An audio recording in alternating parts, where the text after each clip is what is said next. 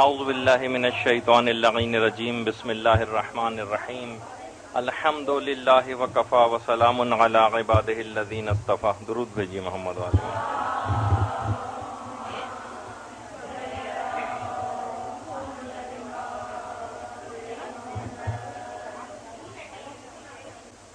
اتنا اہم سفر کہ ہر مومن کی یہ دعا ہونی چاہیے کہ پروردگار اس کو بار بار اس قسم کے سفر نصیب کرے. دیکھیے، ایک زمانہ ایسا تھا کہ راستے کھلے ہوئے نہیں تھے. مومنین کرام خاص طور پر امام حسین کی زیارت کے لیے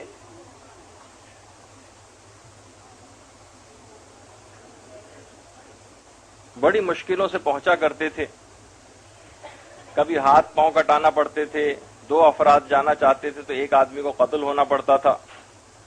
اور یہ مظالم بھی کچھ اس وقت بھی کم نہیں تھے، اور صدام کے دور میں مختلف اس قسم کی جو ہے وہ سب چیزیں ہوتی رہیں. قتل و غارت گری بھی ہوتی رہی، دھماکے بھی ہوتے رہے، لوگ صعوبتیں اٹھا کر بہرحال پہنچتے رہے وہاں پر. لیکن بہرحال بالآخر وہ ملعون پکڑا گیا اور اس کے بعد اپنے انجام کو پہنچا. اور اس لحاظ سے بھی یہ سفر بڑا اہم ہے کہ بہت ساری روایتوں میں اس بات کو بیان کیا گیا ہے کہ کوئی بھی شخص اگر زیارت امام حسین علیہ الصلوۃ والسلام اللہم صلی علی محمد وآل محمد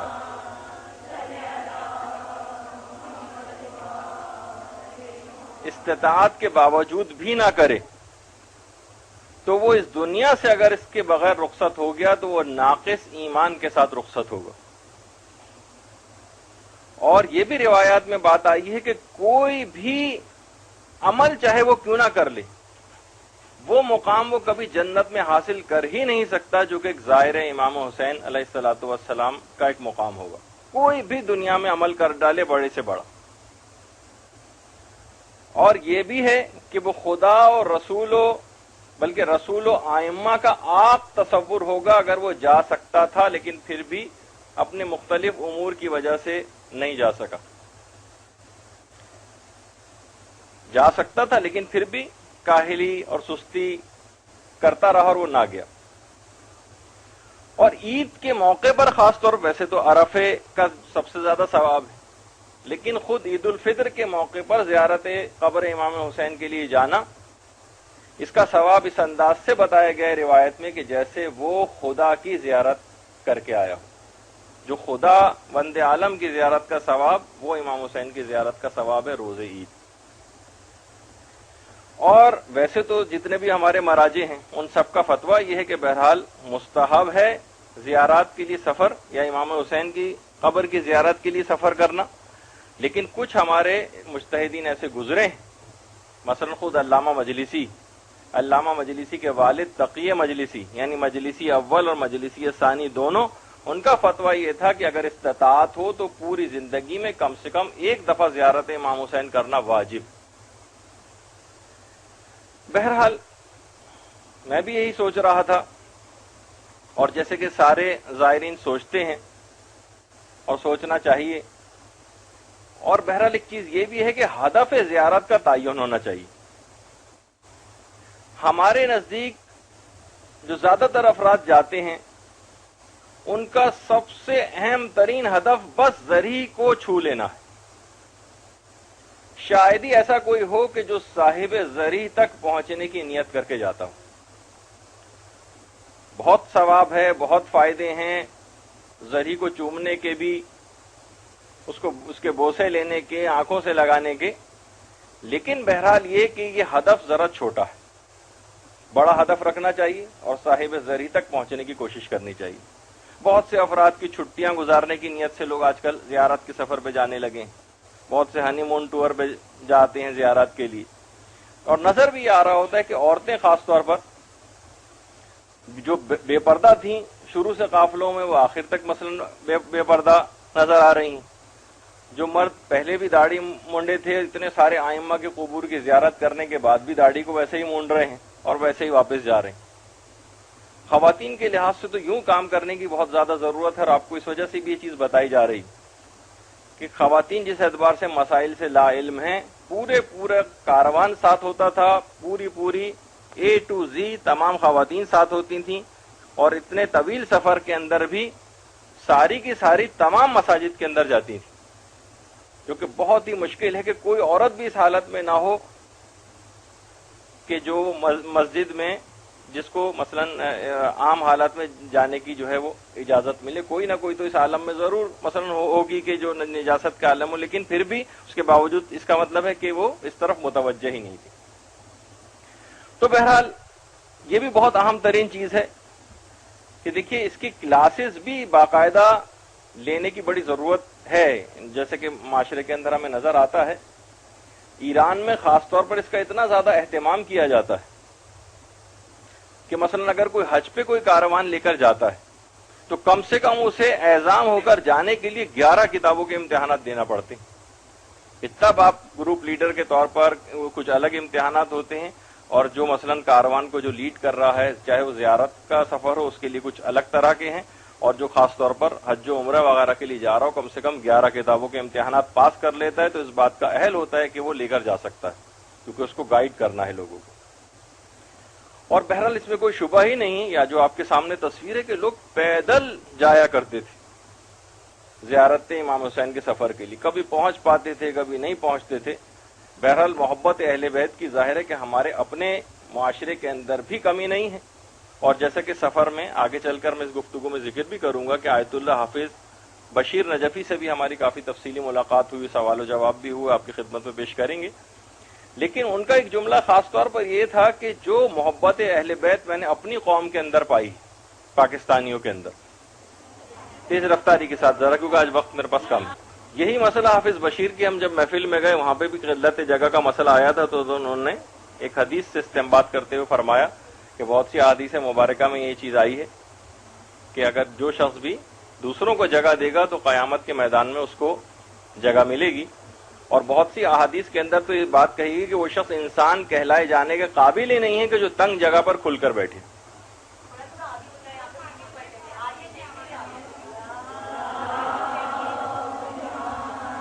اچھا، تو بہرحال آیت اللہ نے فرمایا، آیت اللہ حافظ بشیر نجفی نے، کہ محبت اہل بیت میں جیسی قوم ہماری میں نے راسخ دیکھی ہے۔ بہرحال آغاز سفر ہی سے سوچ یہ رہا تھا کہ کہاں جانا ہے، اور زیارت کے بعد جب تجدید عہد کر کے امام کے پاس سے واپس آنا ہے تو کتنی بڑی ذمہ داری ساتھ میں ہوگی۔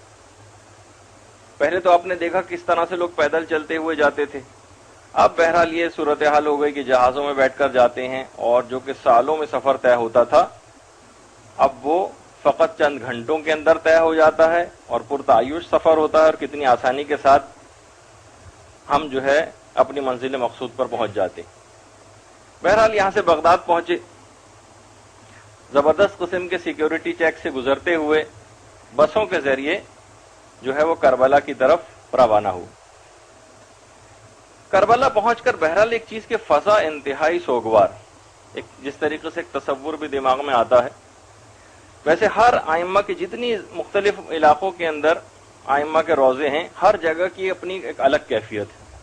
اسی اعتبار سے خود زمین کربلا کی بھی ایک عجیب و غریب کیفیت۔ آندھی نے ایک استقبال کیا وہاں پر، بہرحال اب بھی آندھی آتی، جیسے کہ روایات کے اندر بھی آپ کو ملتا ہے کہ سرخ اور سیاہ آندھیاں وہاں پر آئیں، اب بھی آندھیاں آتی ہیں، فلائٹس بھی ڈیلے ہو جاتی ہیں، کچھ اس طرح کی سرزمین ہے وہاں۔ اور بہرحال کیوں نہ ہو سوگوار، وہ پوری فضا کہ یہاں پر وہ دفن ہے کہ جس کے متعلق یہ بات کہی جاتی ہے کہ الدمعۃ الساکبہ، جس کا نام سن کر ہی آنکھوں سے آنسو روا ہو جاتے ہیں، جس کا ایک لقب قتیل العبرہ بھی ہے۔ قتیل العبرہ، قتیل العبرہ کے معنی ہے کہ وہ شخص کہ جس کو رولا رولا کر قتل کیا گیا، ایک امام خالی قتل نہیں، جسے رولا رولا کر قتل کیا گیا ہو۔ تو بہرحال دماغ میں یہی چیز آ رہی تھی بار بار کہ یہی وہ جگہ ہے کہ جہاں 2 محرم کو 61 ہجری کو جمعرات کے روز امام اپنے ساتھیوں کے ساتھ یہاں پر آئے تھے، اور جب نام لیا گیا تھا کسی نے کہا یہ نینوا ہے، کسی نے کہا مثلا غازریہ ہے، کسی نے کہا کہ فرات ہے، اور جب کربلا کا نام سنا تو امام نے پھر وہاں پر خیمے لگانے کا حکم دیا. اور بہرحال تمام مناظر آنکھوں کے سامنے گھوم گئے کہ کس طریقے سے وہاں پر واقعات کربلا جو ہے وہ پیش آئے تھے، اور کس طرح سے امام نے خطاب کیا تھا اور بار بار لوگوں کی ہدایت کا سامان مہیا کیا تھا. اور بہرحال اس کے بعد پورا واقعہ کربلا جو کہ آپ مجالس کے اندر مصائب میں سنتی ہیں. ہم یہ دیکھتے ہیں کہ آج ان کے کسی بھی دشمن کی قبر کا کوئی نشان نہیں،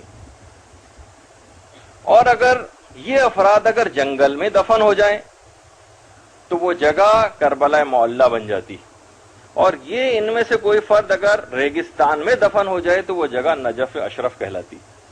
درود بھیجیے محمد.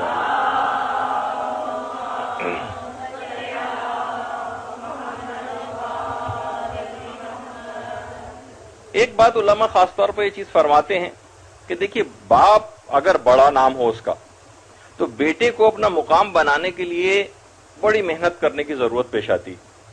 اس کو اپنا ذاتی طور پر اگر وہ نام کرنا چاہتا ہے تو کتنی مشکل پیش آئے گی. اگر ہم دیکھیں امام حسین علیہ الصلوۃ والسلام کی شخصیت کو دماغ میں رکھتے ہوئے، باپ علی مرتضیٰ جیسا، نانا رسول اللہ جیسا، ماں شہزادی کونین جیسی، بھائی اللہم صلی علی محمد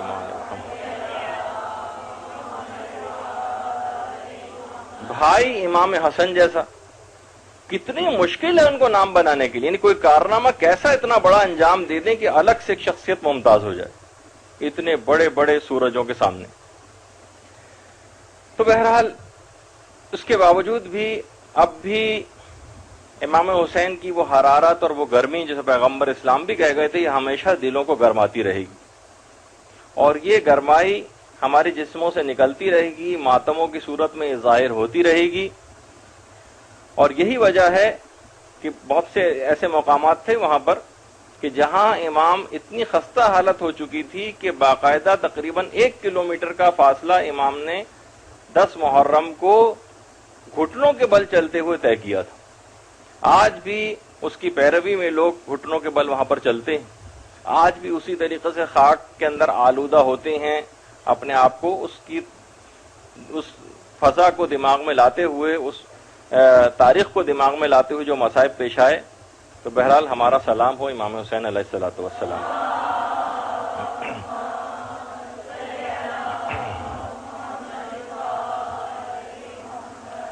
تو بہرحال خوش قسمتی سے پہنچ گئے اس سرزمین پر. یہ جو 2 روزے آپ کو نظر آ رہے ہیں تصویر میں، ایک امام حسین علیہ الصلوۃ والسلام کا روزہ ہے اور دوسرا حضرت ابو الفضل العباس کا. سیٹلائٹ سے جو تصویر ہے وہ زمین کربلا جسے خدا نے کعبے کی خلقت سے 24,000 سال پہلے خلق کیا. علامہ ابن شہر آشوب نے باقاعدہ ایک روایت بھی لکھی ہے پیغمبر اسلام کے حوالے سے کہ پنجتن ایک مقام پر تشریف فرما تھے اور پیغمبر اسلام بھی تھے. امام حسن و حسین کو دیکھ کر پیغمبر اسلام نے جملہ ارشاد فرمایا کہ ایک دن تم تمام کی قبریں متفرق اور پراگندہ ہوں گی، مختلف جگہوں کے اوپر بکھرے ہوئے ہوں گے تم. امام حسین کو دیکھ کر پیغمبر اسلام نے جملہ ارشاد فرمایا. پیغمبر اسلام نے فرمایا فرزند تم بھی ظلم و جور سے قتل کیے جاؤ گے اور تمہارے فرزند بھی ظلم و جور سے قتل ہوں گے. امام نے فرمایا امام حسین نے نانا کیا ہماری قبروں کی کوئی زیارت کے لیے آئے گا؟ فرمایا ہاں، ایک گروہ میری امت کا تمہاری قبروں کی زیارت کے لیے میرے احسان اور صلے کی خاطر آئے گا اور میں انہیں روز قیامت تمام چیزوں سے نجات دلواؤں گا. اگرچہ شدید تھکاوٹ تھی اور تقریباً 11 گھنٹے دبئی ایئرپورٹ پر سب لوگ پوری رات کے جاگے ہوئے تھے. پھر بغداد سے کربلا تک کا بسوں کا سفر طے کر کے جب اپنے ہوٹل پہنچے تو بہرحال بہت دور بسوں نے جو ہے وہ اتارا، لیکن میرے کاروان کا حکم تھا کہ بہرحال 1-2 گھنٹے کے اندر سب لوگوں کو تیار ہو کر آنا ہے. اور ظاہر ہے کہ تمام کی حالت اتنا خستہ تھی، لیکن اس کے باوجود بھی اعجاز امامت یا محبت اہل بیت کے بہرحال جب اس طرف روانہ ہوئے تو ایسا کہ جیسے تمام تھکاوٹ دور ہو چکی. باوضو ہو کر اور دھڑکتے ہوئے دل کے ساتھ چھوٹے چھوٹے قدموں کو اٹھاتے ہوئے، جیسے کہ مستحبات میں سے بھی ہے کہ جب زیارت کے لیے جائیں تو چھوٹے چھوٹے قدم اٹھائیں، نوحے اور ماتم کی صدائیں بلند کرتے ہوئے، اور امام کے روضے کی طرف رواں دوا ہو. اور بہرحال امام کے روضے کے سامنے جو ہے وہ پہنچ گئے. درود بھیجیے محمد و آل محمد.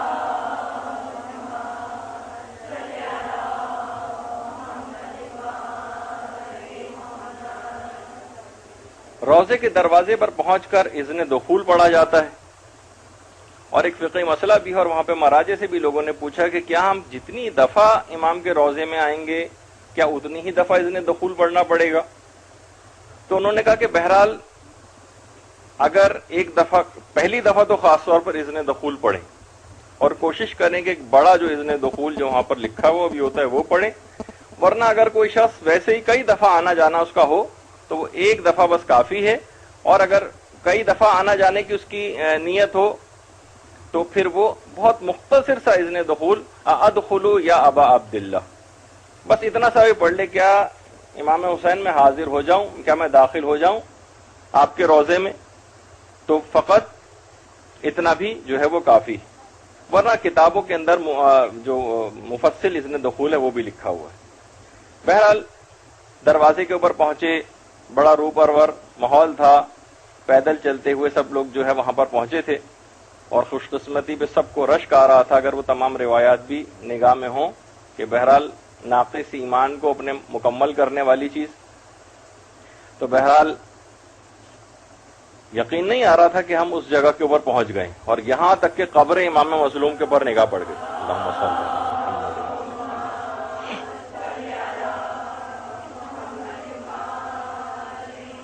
بے ساختہ زبان سے اللہ اکبر نکلا، اور اس موقع پر آہستہ سے اللہ اکبر کہنا مستحب بھی ہے کہ جس وقت بھی قبر کے اوپر جو ہے نگاہ پڑے تو انسان مومن اللہ اکبر آہستہ سے کہے. بہرحال اشکوں کا ایک سیلاب رواں ہوا، اور پہلی زیارت میں تو کچھ مانگنے کو دل بھی نہیں چاہتا، اور بس وہی کہا کہ جو آیت اللہ مرشی نجفی نے کہا تھا جب امام حسین نے پوچھا تھا کیا چاہتے ہو، تو آقا مرشی نے ایک جملہ اس کے اندر جملہ کہا تھا کہ آجا کے آیا آس بچے حاجت ببیاس، آپ کو تو سب کچھ پتہ ہی ہے، میں آپ سے اب کیا کہوں. تو بہرحال اس میں تو کچھ مانگنے کا خیال ہی دل میں نہیں آیا.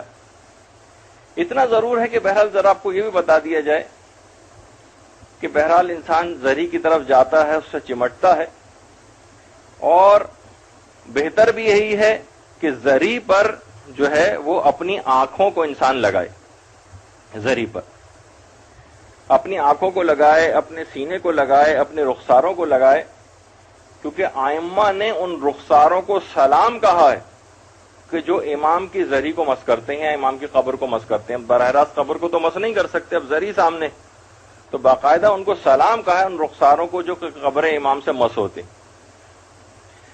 اور اس لحاظ سے بھی یہ چیز ضروری ہے کہ اس موقع پر ایک تجدید عہد بھی امام سے کریں. مولا یہ جو میں آنکھوں کو اپنی لگا رہی ہوں آپ کی زری سے، اب میں کوئی حرام منظر اس آنکھوں سے نہیں دیکھوں گی. یہ جن ہاتھوں سے میں نے زری کو پکڑا ہوا، اب یہ کسی انشاءاللہ کسی حرام کی طرف نہیں اٹھیں گے اگر آپ کی مدد میرے ساتھ رہی.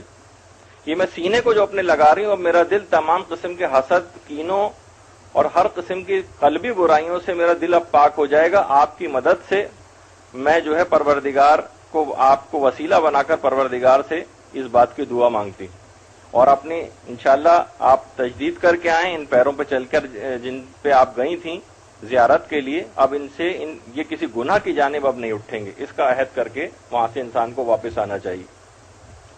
اور ایک چیز اور بھی ہے، ویسے تو آپ نے ابھی پچھلا جو کتابچہ ہمارا آیا اس کے اندر بھی یہ تھا کہ ہر قبر کے اوپر 7 مرتبہ اس کے اوپر ہاتھ لگا کر انا انزلنا پڑھنا. ایک تو قیامت کے خوف سے انسان مکمل طور پر نجات پا جائے گا اور مرحوم و مغفور ہو جاتا ہے خود بھی.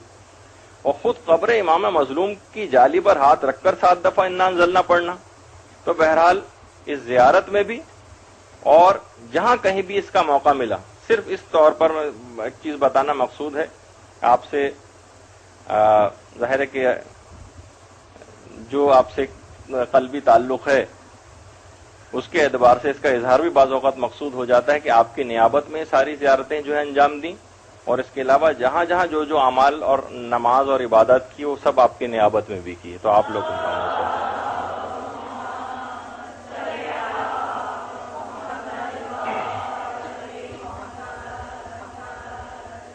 اچھا، اسی طریقے سے اب بہرحال اتنا بتا دیا جائے کہ یہ جو زری آپ کے سامنے امام حسین کی، اس کے 6 گوشے. ایک گوشے میں تو خود امام عالی مقام کا جسم اطہر آرام کر رہا ہے، اور آیت اللہ حافظ بشیر نجفی سے جو ہماری ملاقات ہوئی تھی انہوں نے فرمایا کہ خود ہمارے استاد محترم یہ کہتے تھے کہ امام حسین کا سر نہ جانے نیزوں پر بلند ہو کر کہاں کہاں پھرتا رہا ہے. یہ تو اس وقت غالباً زری کے اندر دفن بھی نہیں، بے سر کا لاشا ہے جو یہاں پر دفن ہے. اچھا، اسی طریقے سے سینے کی طرف جو ہے امام کے شہزادہ علی اصغر دفن ہے، اور یہ بھی علماء کا کہنا ہے کہ شہزادہ علی اصغر کیا ایک چشمائے کا کچلے ہوئے لاشے کے ٹکڑے ہیں جو وہاں پر دفن. اسی طریقے سے یہ بات کہی جاتی ہے علماء کی طرف سے کہ سر اقدس جو نیزوں پہ بلند ہو کر کہاں کہاں پھرتا رہا ہے وہ غالباً نجف کے وادی السلام میں دفن ہے. پائنتی کی طرف امام کے قدم مبارک کی طرف ان کے بڑے بیٹے حضرت علی اکبر علیہ السلام آرام فرما رہے ہیں، اور قبر کے ایک گوشے میں زری سے 8 فٹ جنوب کی طرف گنج شہیدہ کی نقرئی جالی، یہ جو آپ کے سامنے ہے یہ گنج شہیدہ کہلاتا ہے. اور اس جگہ پر تقریباً خاندان بنی ہاشم کے علاوہ 104 انصار و اصحاب امام ایک ہی جگہ پر دفن امام کے ساتھ ہی. ان تمام ذریحوں کے اندر بہرحال عریضہ ڈالنا، آپ عریضہ ڈالیں، تمام حاجتیں لکھ کر اس کے اندر ڈالیں، ہر جگہ جو ہے وہ دعائیں کریں. اور خاص طور پر یہ امام کی قبر کے اوپر ایک قبہ بنا ہوا ہے، یعنی جس کے نیچے عین یہ قبر واقع ہے، جو عین قبر ہے اس کے نیچے یہ مقام استجابت دعا ہے. اس قبے کے نیچے پروردگار عالم کوئی دعا کو رد نہیں کرتا. امام حسین کے واسطے اور وسیلے سے، اور اپنے مغفرت کی دعا کرنا، امام کی شفاعت ہمیں حاصل ہو جائے اس کی دعا کرنا علی الخصوص. باقاعدہ ایک مجتہد سے جب پوچھا گیا کہ آپ یہ بتائیے کہ امام کی شفاعت کا دائرہ کس قدر وسیع ہے، کس قدر وسیع ہے امام کی شفاعت کا دائرہ، تو مجتہد نے فرمایا جس قدر خدا کی مغفرت کا دائرہ وسیع، جتنی خدا کی مغفرت کا دائرہ وسیع ہے اسی قدر امام حسین کی شفاعت کا دائرہ وسیع. تو بہرحال ہر جگہ دعا کرنی ہے، اور خاص طور پر اس قبے کے نیچے. اور یہ جو پورشن ہے کارپیٹ سے ادھر والا، یہ جو بالکل عین اس قبے کے نیچے ہے جسے حائر حسینی کہا جاتا ہے، یہاں پر خاص طور پر ویکیوم بھی کیا جاتا ہے اور صفائی وغیرہ بھی ہوتی ہے. تو کوشش یہ کریں جب بھی کوئی زائرین میں سے جائے آپ فرمائش کر کے، کیونکہ جنت کی حوریں بھی قبر امام مظلوم کی مٹی کی فرمائش کرتی ہیں فرشتوں سے، جو کہ آپ سنتی. امام مظلوم کی قبر کی مٹی علماء اور مراجع جس عقیدت اور احترام سے اور لپک کر لیتے ہیں، جو واقعی اس کی معرفت رکھتا ہو وہ ڈھونڈتا ہے وہاں جا کر کسی طریقے سے غبار مجھ کو حاصل ہو جائے. ایک تو طریقہ میں آپ لوگوں کو بتاتا ہوں، عام طور پر لوگ اس کی طرف متوجہ نہیں ہوتے، یا تو بہرحال خدام وغیرہ سے بھی انسان جو ہے وہ کوشش کر کے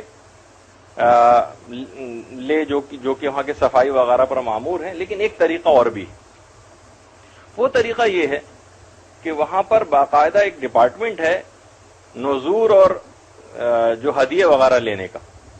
وہ آپ تلاش کر کے دیکھیں کہ وہ ڈپارٹمنٹ کس جگہ پر ہے، اس کا آفس. وہاں پر جائیں اور اپنی حیثیت کے مطابق جو بھی آپ کے لیے ممکن ہو آپ جو ہے وہ ضرور ضرور وہاں پر کچھ نہ کچھ ڈونیشن دے دیں، جو بھی آپ کی حیثیت کے مطابق ہو. تو وہ گفٹ میں آپ کو امام حسین کے قبر کی مٹی یا حرم مطہر کا غبار دیتے ہیں. بہت قلیل سی ایک مقدار ہوتی ہے لیکن وہ ملتی ہے، بہت پریشیس، بڑی قیمتی. وہ اگر بہرحال جو ہے قبر میں انسان اپنے لیے رکھے اور اس میں ایک چٹکی بھی اگر اس کی قبر کے اندر ڈال دے تو عذاب قبر اس کے اوپر سے ساقط ہو جائے گا. جی ہاں بالکل یہ علماء اسی وجہ سے تو لیتے ہیں تاکہ وہ اپنی قبر کے اندر اس کو ڈالیں، تاکہ جو ہے وہ خود عذاب قبر وغیرہ سے جو محفوظ رہا جا سکے. اوپر بھی ڈال سکتے ہیں، لیکن بہرحال کہ ویسے اندر ڈالنے کے لیے کے حوالے سے جو جاتا ہے. تو بہرحال کوشش یہ کریں. اور اس وقت میں آپ کو ایک اور بڑی خوش نصیبی والی بات یہ بتاؤں جو آج اس میں آپ سب لوگ بھی شریک ہو سکتے ہیں، وہ یہ ہے کہ اس وقت کوشش یہ کریں کہ جتنے بھی ائمہ کے روضے ہیں اور جتنے بھی اصحاب ائمہ کے روضے ہیں، بڑے بڑے علماء کی قبریں ہیں، تقریباً ہر جگہ پہ مسلسل کنسٹرکشن چل رہی ہے. حضرت حور کا روضہ تو بالکل اثر نو تعمیر ہو رہا ہے. سوچیے کہ عام مسجد میں کی تعمیر میں حصہ لینے کا کتنا زیادہ ثواب ہے کہ جنت میں گھر بن جاتا ہے. عام سے کسی مدرسے کی تعمیر کے اندر حصہ لینا کتنا زیادہ ثواب ہے.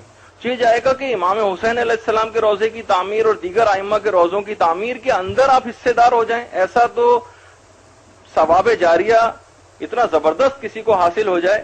لوگ عام طور پر اس طرح متوجہ نہیں ہیں. باقاعدہ آپ وہاں جا کر جو ان کا ڈپارٹمنٹ ہے اس میں جو بھی آپ کی 100 روپے 200 روپے 500 1000 جتنی بھی آپ کی حیثیت ہے بقدر اپنی حیثیت کی وہاں جا کر ضرور ہدیہ دیں, تاکہ اس ہمیشہ جو آپ کو ثواب ملے گا اس تعمیر کے اندر حصہ لینے کا. تو بہرحال علی الخصوص وہاں پر جا کر یہ والا کام آپ کو ضرور کرنا ہے. اچھا, اب اور یہ کام بہرحال کیونکہ آپ سے اس کا ایک اظہار بھی کرنا ہے, مدرسۃ القائم کے جتنی طالبات یہاں پر ہیں اور جتنے بھی افراد یہاں پر کام کرتے ہیں, جتنے لوگوں کا تعاون اس کے اندر شامل ہے, ان سب کی طرف سے بھی ثواب جاریہ کے طور پر وہاں کی امام حسین کے روضے کی تعمیر میں وہاں پر جو ہے وہ ڈونیشن دیا گیا. اس کے اندر آپ بھی شریک ہیں تاکہ آپ کو دکھا دیا, تاکہ آپ سے اس عقیدت کا اظہار ہو جائے.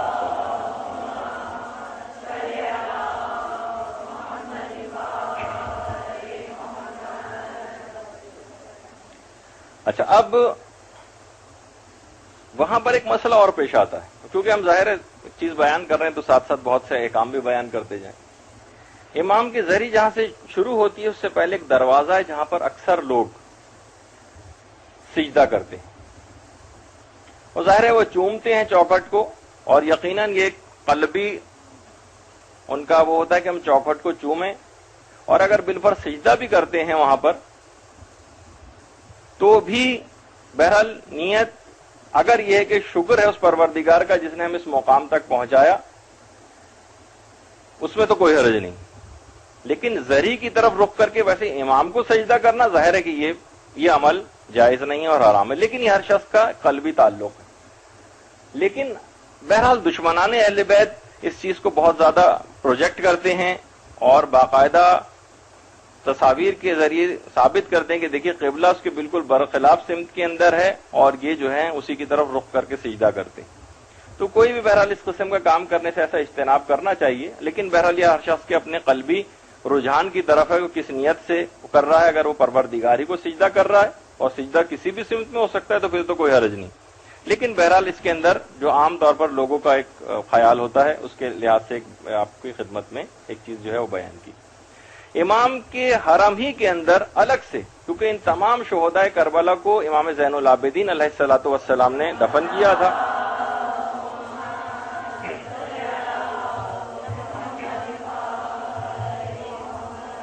امام حسین کے روضے میں اگر باب قبلہ سے داخل تو رواق میں بائیں طرف چاندی کی ایک زری, یہ امام حسین کے بچپن کے دوست حبیب ابن مظاہر کی قبر ہے. حبیب جن کی دوستی پر امام حسین کو خود فخر تھا. حبیب ابن مظاہر پیغمبر اسلام کے بھی صحابی تھے, امیر المومنین کے بھی صحابی تھے, امام حسن علیہ السلام کے بھی صحابی تھے, امام حسین سب کے صحابی تھے. ہر جنگ میں شریک رہے ہیں, اور کوفے میں حضرت مسلم کی شہادت کے بعد یہ کوفے سے کربلا پیدل خدمت امام میں حاضر ہوں, اور بہرحال ان کی زری پر بھی ہاتھ رکھ کر 7 مرتبہ انا انزلنا آپ لوگوں کی نیابت میں پڑھی. اور پھر اس کے بعد علماء ایک جملہ اور فرماتے ہیں کہ حضرت حبیب بن مظاہر کے متعلق مثلا آپ جیسے کہ ایک بات سنتی ہیں, وہ یہ ہے کہ حبیب بچپن ہی سے امام حسین جس جگہ سے گزرتے تھے ان کے قدموں کی خاک اٹھا کر اپنے سر پر ڈالتے تھے. رسول خدا کو ان کا یہ عمل اتنا پسند آتا تھا کہ رسول خدا نے اپنے زانوں کے اوپر ان کو بٹھایا تھا. کس وجہ سے وجہ بیان کی تھی کہ یہ میرے بیٹے حسین کے قدموں کی خاک کو اٹھا کر محبت سے اپنے سر کے اوپر ڈالتا. تو علماء یہ بیان کرتے ہیں کہ جو امام حسین کے قدموں کی خاک اٹھا کر اپنے سر پر ڈالتا ہو, اس کی وجہ سے پیغمبر اس کو یہ صلا دیں کہ اپنے زانوں پر بٹھائیں.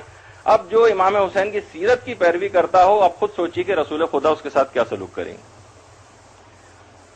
اسی طریقے سے اگر ہم دیکھیں تو بلکہ اس کو اور اگر پیچھے لے جائیں تو امام حسین کی جو زری ہے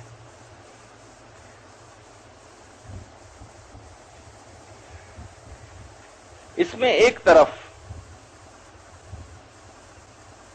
بہرحال ایک طرف حبیب ابن مظاہر کی زری کے بالکل سامنے ایک جگہ ہے جس کو قتل گاہ یا مذبح جس کو کہا جاتا ہے کہ جس جگہ پر امام حسین کو ذبح کیا گیا. حبیب کی قبر کے پاس ہی ایک نقرئی دروازہ ہے. یہ وہ جگہ ہے کہ جہاں امام حسین گھوڑے سے زمین پر آئے تھے اور اس جگہ پر سبز رنگ کا ایک پتھر بھی ہے سنگ مرمر کا جس پر گہرے بھورے رنگ کے دھبے ہیں جو خون کی عکاسی کرتے ہیں.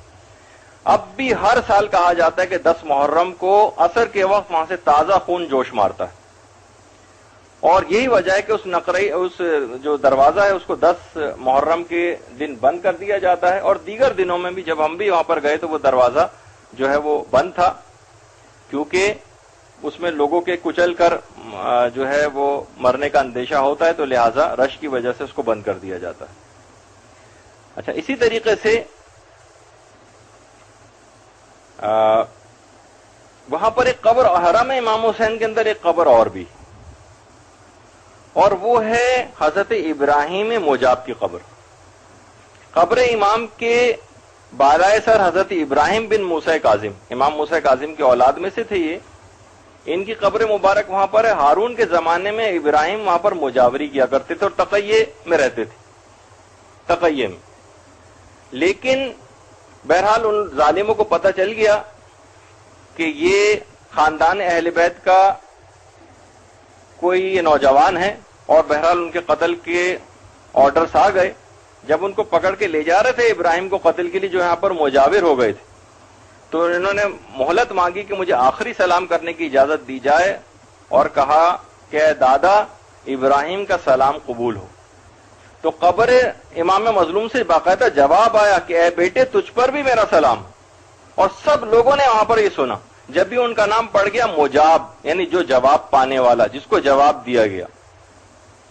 تو بہرحال اس میں ایک چیز اور بھی غور کرنے والی ہے کہ انہوں نے سلام کرنے کی تو اجازت مانگی لیکن ابراہیم مجاب یہ بھی کہہ سکتے تھے کہ اے دادا جب سلام کا جواب آ گیا دادا مجھے بچا لیجیے. ہم جیسے نالائق اگر ہوتے تو غالباً خدا نہ خواستہ یہ کہتے کہ دادا آپ کیسے دادا ہیں کہ جو مجھے موت کے پنجے سے نہیں بچا رہے ہیں اور غالباً یہی وجہ ہے کہ ہمیں کوئی جواب سلام بھی نہیں آتا. تو بہرحال موت سے یہ خاندان کبھی بھی نہیں گھبراتا اور اس کو پروردگار کی طرف سے ایک بہت بڑا عطیہ سمجھتا رہا. ابراہیم مجاب کی یہ قبر ہے وہاں پر ان کا مرقد اور یہ ان کی قبر کی اندر سے ایک تصویر ہے زری کے اندر سے. درود بھیجیے محمد والے.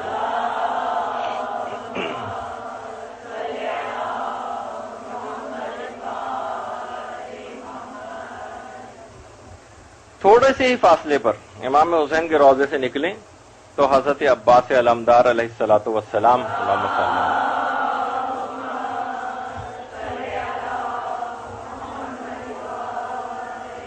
ان کا روضہ ہے.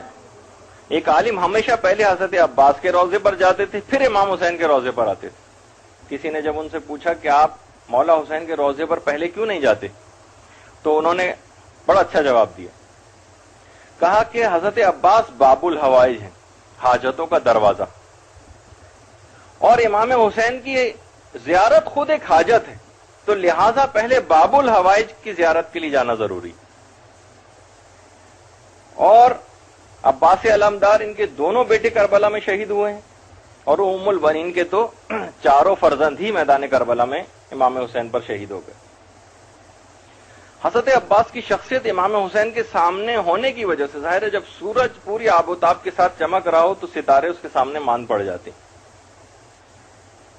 ورنہ خود حضرت عباس کی علمی شخصیت اتنی زیادہ تھی کہ خود معصومین فرماتے ہیں کہ ان کو علم اس طرح سے بھرایا گیا تھا جس طریقے سے پرندہ اپنے بچوں کو دانا بھراتا ہے اس طرح سے علم بھرایا گیا تھا. لیکن حضرت عباس کس طرح سے بولے امام حسین سامنے موجود اور امام حسین سے پہلے ہی شہید ہو گئے تو عباس کے وہ جوہر کھل کر سامنے نہیں آ سکے کہ جو کہ لوگوں کے سامنے آ سکتے تھے. بس ایک موقع ایسا ہے کہ جو اتنا زیادہ ان کا خطبہ مشہور نہیں ہے لیکن جب امام حسین مکے سے روانہ ہو رہے تھے تو ایک روایت میں کہ حضرت عباس نے کعبے کی چھت پر کھڑے ہو کر ایک انتہائی فصیح و بلیغ خطبہ دیا تھا، اور علماء فرماتے ہیں کہ اتنا فصیح و بلیغ کہ اس میں نہج البلاغہ کی جھلک نظر آ رہی، صاحب نہج البلاغہ کے بیٹے ہیں نا، وہی جھلک اس کے اندر ان کے خطبے کے اندر جو ہے نظر آ رہی۔ لیکن بہرحال کیونکہ ہم ان کی شخصیت سے بھی زیادہ صرف سوائے واقعہ کربلا کے ایک آدھ جو پہلو کے حضرت عباس کی شخصیت کا کہیں کوئی تذکرہ نہیں ہوتا، اور علامہ ذیشان حضرت جوادی نے جو کتاب العباس کے نام سے لکھی حضرت عباس کے حالات پر، وہ آپ ضرور لے کر پڑھیں۔ اس میں اس بات کا شکوہ کیا ہے کہ ہمارے قوم کے عوام تو چھوڑیے، خواص جو ہیں ان کی بھی محنتوں کا سارا زور جو ہے وہ اغیار کا لٹریچر پر پڑھنے میں صرف ہو رہا ہے۔ صحیح بخاری میں یہ لکھا ہوا ہے تو صحیح مسلم میں یہ لکھا ہوا ہے، تو ترمذی میں یہ ہے تو نسائی میں یہ۔ اپنی کتابیں بھی تو پڑھو، اور ان کے اندر جو ہمارے افکار ہیں وہ بھی تو پڑھو، وہ بھی تو ایسے ہی اصول کافی کو کوٹ کرو، ایسے ہی ملا یازر الفقی کو کوٹ کرو۔ لیکن بہرحال کیا بدقسمتی ہے کہ بہرحال اچھا، اسی طریقے سے جب زری داخل ہو رہے ہوتے ہیں اور زری ہلکی ہلکی سی نظر آ رہی ہوتی، تو اس وقت بھی غالباً جس طریقے سے جو کیفیات، اچھا دونوں کے روضے قریب قریب ہیں، لیکن حضرت عباس علمدار کے روضے کی کیفیت بالکل الگ ہے، اور امام حسین کے روضے میں جانے کی کیفیت ایک بالکل الگ ہے۔ اور یہ بالکل زری کے سامنے پہنچ گئے، اور ایک جگمگاتی ہوئی حضرت عباس کی زری اور ان کی قبر، اور جو چاہیں اس باب الحوائج سے مانگیں، یہ تو حاجت قبول ہونے کا دروازہ ہے، کھلے عام آپ ہر قسم کی دعا جو ہے یہاں پر مانگ سکتے ہیں، اور انشاءاللہ سب کی دعائیں مکمل طور پر قبول ہوں گی۔ آپ سب لوگوں کے لیے زری کو پکڑ کے دعائیں کی گئیں یہاں پر۔ اور بہرحال یہ حضرت عباس کے روضے کی ایک بہت پرانی تصویر ہے آپ کے سامنے، بہت پرانی، اور آج بھی وہ پانی ان کی قبر کا ایک طواف کرتا ہوا نظر آتا ہے۔ یہ انڈر گراؤنڈ رستہ ہے ان کی قبر تک جانے کے لیے، اور یہ وہ رستہ ہے آپ کے سامنے جہاں سے اتر کر جایا جاتا ہے، اور اب اس میں ٹائلز وغیرہ لگا دی گئے ہیں، کچھ لائٹ وغیرہ بھی ہو گئی ہے، لیکن یہ پانی آج بھی ان کی قبر کا طواف کرتا رہتا ہے۔ اور کیونکہ اس پانی کو آخر وقت تک کہ جب امام حسین اور دیگر اصحاب کے جو بیٹے ہیں وہ پیاسے ہیں تو میں اس پانی کو کیوں پیوں۔ اس کے بعد ایک اور تھوڑے ہی فاصلے پر ایک اور زیارت ہے روضہ امام حسین سے تقریباً 60 گز کے فاصلے پر، جسے تلہ زینبیہ کہا جاتا ہے، جس پر چڑھ کر حضرت زینب سلام اللہ علیہا نے اپنے بھائی امام حسین کو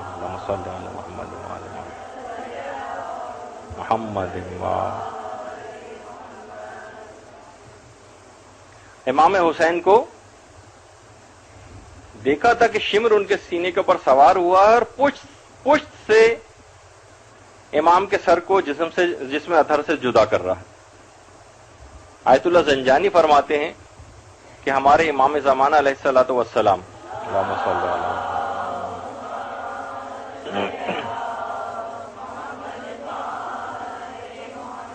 روزانہ دن میں 2 مرتبہ پورے واقعہ کربلا کو مشاہدہ کرتے ہیں۔ اسی جگہ پر ایک حجرہ بنا کر اس کو محفوظ کر دیا گیا ہے، جس کو تلہ زینبیہ جو ہے وہ کہا جاتا ہے۔ خیمہ گاہ حرم امام حسین علیہ السلام سے تقریباً 150 گز کے فاصلے پر، باب قبلہ سے اگر نکلے تو ایک عمارت ہے جسے خیمہ گاہ، جہاں پر خیمے لگائے گئے تھے، اور پوری تاریخ کربلا ان خیموں کے اندر سمٹ گئی۔ یعنی اس کو پھیلایا جائے تو ایک لمبی تاریخ ہے، اور سمیٹا جائے اس تاریخ کو تو خیمہ گاہ ہے۔ ساری رات یہاں پر عبادت، تسبیح و تحلیل کی آوازیں بلند ہو رہی تھیں، اور یہی وہ جگہ ہے کہ جہاں مائیں اپنے بچوں کو تیار کر رہی تھیں شہادت کے لیے۔ یہاں پر اس رات کی یاد میں بہرحال واجب نمازیں بھی ہمیں پڑھنے کی یہاں پر سعادت ہوئی، اور مستحب نمازیں وہ بھی آپ لوگوں کے نیابت میں یہاں پر پڑھی۔ اور اس کے بعد اس خیمہ گاہ کے بعد ایک اور قریبی ایک مقام ہے، وہاں پر ایک شاہراہ ہے جسے شاہراہ سدرہ کہا جاتا ہے۔ اس میں گلی میں وہ مقام ہے جہاں ہم شکل نبی شہزادہ علی اکبر کو عمر ابن سعد کے حکم سے ابن نمیر نے سینے پر نیزہ مار کر شہید کیا تھا۔ یہ مقام حضرت علی اکبر علیہ الصلوۃ والسلام کہا جاتا ہے۔ عنان فرس چھوٹ گئی تھی، اور زمین کے اوپر شہزادہ علی اکبر تشریف لائے تھے اور جام شہادت نوش کیا تھا۔ یہ وہ جگہ ہے، یہاں پر اپنی منتیں مرادیں جو ہے وہ انسان مانگتا ہے جا کر، ایک عجیب کیفیت ہوتی ہے۔ تو بہرحال شہزادہ علی اکبر کے سینے پر یہاں پر وہ برچھی لگی تھی۔ آج بھی لوگ یہاں پر جاتے ہیں، مجلس و ماتم کرتے ہیں، نوحہ خوانی کرتے ہیں۔ پھر اس کے بعد امام حسین ہی کے روضے سے باب سدرہ کی طرف جو ایک سڑک جو ہے وہ نکل رہی ہے نہر علقمہ کی طرف، وہاں پر ایک جگہ ہے جسے مقام علی اصغر کہا جاتا ہے۔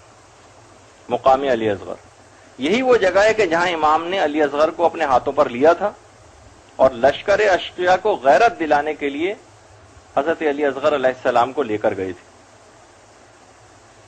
اور پھر ہرملہ کے تیر ستم کا نشانہ وہ بچہ بنا تھا اور جام شہادت نوش کیا تھا۔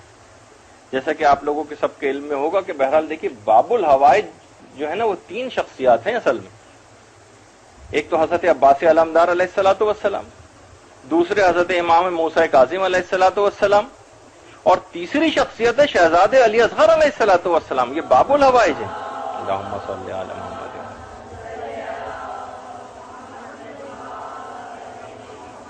علماء اور عرفاء فرماتے ہیں، علماء اور عرفاء یہ بات فرماتے ہیں کہ عالم ارواح سے شہزادے علی اصغر نے اپنے بابا سے ایک شکایت کی کہ بابا میں باب الحوائج ہوں لیکن مومنین میرے حوالے سے کوئی بھی دعا نہیں کرتے، تو بہرحال اپنی دعاؤں میں ان کو وسیلہ بنا کر، کیونکہ باب الحوائج ہیں براہ راست بھی مانگ سکتے ہیں ان سے، تو بہرحال ان کے حوالے سے دعائیں کرنا، کہ 3 شخصیات ہیں باب الحوائج۔ پھر وہاں پر وہ نہر فرات یا نہر علقمہ جس کو کہا جاتا ہے وہ بھی ہے، جس کی پس منظر میں پوری تاریخ ہے جس کو اس وقت بیان کرنے کا موقع نہیں۔ آپ نے دیکھا کہ میں کتنی تیز رفتاری سے گزر رہا ہوں، ورنہ ہر جگہ کی ایک تاریخ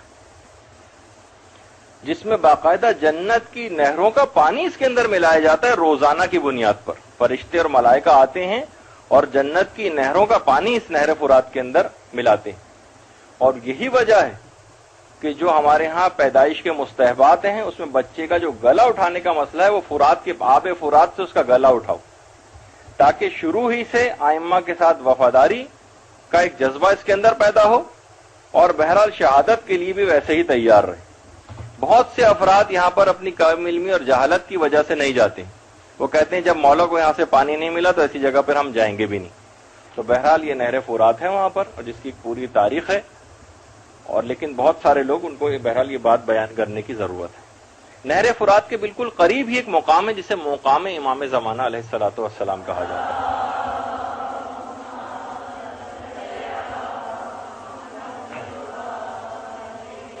مقام امام زمانہ، یہاں پر امام زمانہ آتے ہیں کیونکہ تمام ان مقامات کے اوپر، جیسا کہ ابھی گفتگو بھی آگے چلے گی، ہر جگہ پہ ایک ایک مقام ضرور ہے امام زمانہ۔ ظاہر ہے کہ روزانہ جب 2 مرتبہ پورے واقعے کربلا کا مشاہدہ کرتے ہیں تو ان جگہوں کی یاد میں وہاں پر آتے بھی ہیں۔ اور یہ قبر، اب تو یہ ذرا پرانی تصویر ہے، تقریباً پورا روضہ اثر نو تعمیر ہو رہا ہے، کہ ہم جب گئے وہاں پر تو ہم قبر کی براہ راست زیارت بھی نہیں کر سکے، اور انڈر کنسٹرکشن جگہ باہر کھڑے ہو کر ہی زیارت پڑی۔ تو بہرحال ہر کی شہادت کے بعد ہر کے لاشے کو ہر کی والدہ گرامی نے اپنے قبیلے کے ایک محلے ناحیہ ہر میں ان کو لا کر دفن کیا، اور ایک روایت میں کہ تھوڑا سا ہی 4 کلومیٹر تک ہی لاشے کو لے کر گئے تھے کہ اس کے بعد ہر کا لاشا آگے نہیں بڑھا، لہٰذا وہیں پر ان کو دفن کر دیا گیا۔ جب بھی علماء ایک جملہ ارشاد فرماتے ہیں کہ ہر کے شرمندہ قدموں کی لرزش کسی طور پر بھی حبیب ابن مظاہر کے تنے ہوئے سینے سے کم نہیں۔ ہم کہتے ہیں نا حبیب سینہ تان کر گئے، کہتے ہیں معمولی نہ سمجھے، ہر کے جو شرمندہ قدموں کی جو لرزش تھی کسی طور پر بھی حبیب ابن مظاہر کے تنے ہوئے سینے سے کم نہیں۔ پھر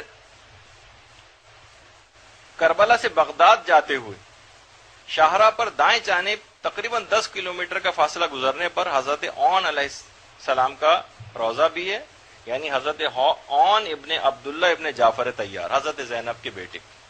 اون و محمد 2 بیٹے تھے زینب کے، تو اس میں سے حضرت اون کا مزار ہے یہ، کیونکہ جو محمد تھے وہ تو گنج شہیدہ میں دفن ہے، جو بھی آپ نے اس سے پہلے امام حسین کی زری کے برابر میں جو گنج شہیدہ دیکھا۔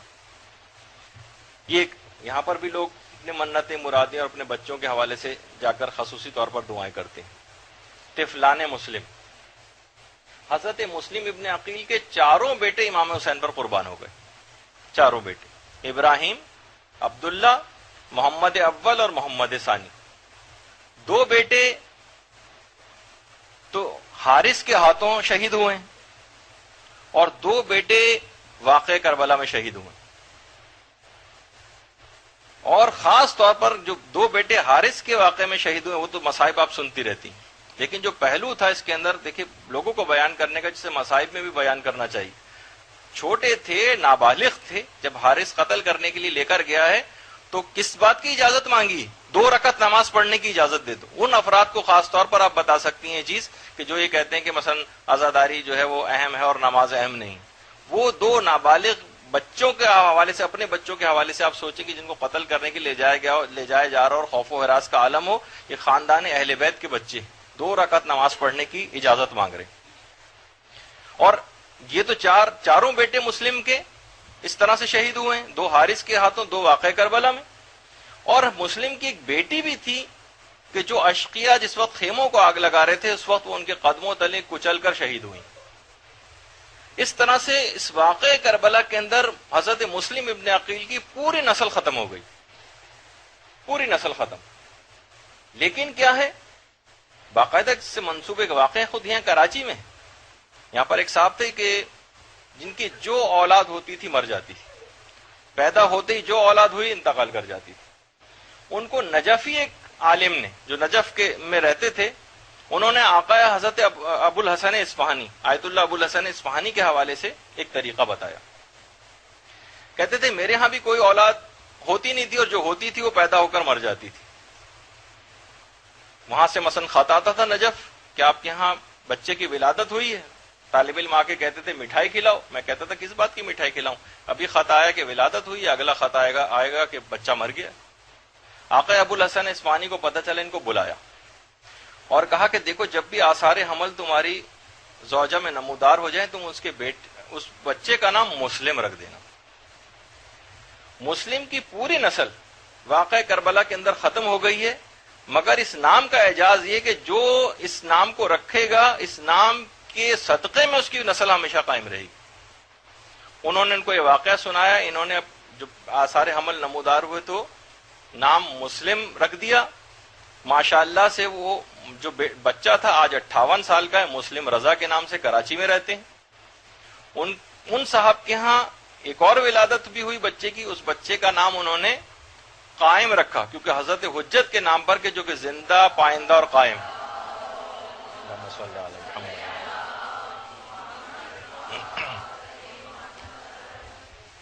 مسلم رضا وہ 58 سال کے ہیں، ان سے چھوٹے قائم ہیں. قائم رضا موسوی جو ایک عالم دین بھی ہیں اور یہیں کراچی میں، اور مجھے ایک دفعہ ان سے فون پہ بات کرنے کا، مقدس عالم دین ہے، بات کرنے کا شرف بھی حاصل ہوا.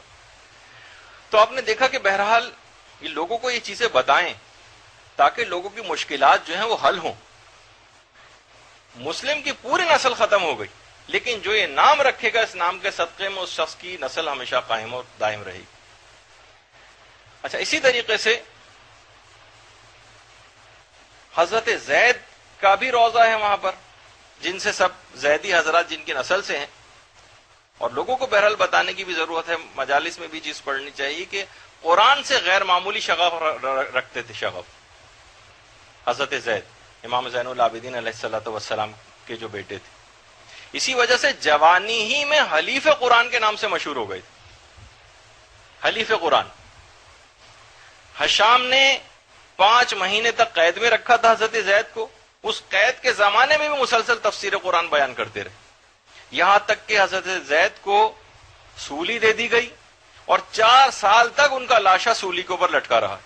اور یہ بھی اعجاز تھا واقعی کہ لوگوں کو جس سے وہ لینا چاہیے، اور حقانیت واضح ہو جاتی ہے سب لوگوں کے سامنے کہ 4 سال تک سولی پر لاشا لٹکنے کے باوجود بھی لاشا خراب نہیں ہوا.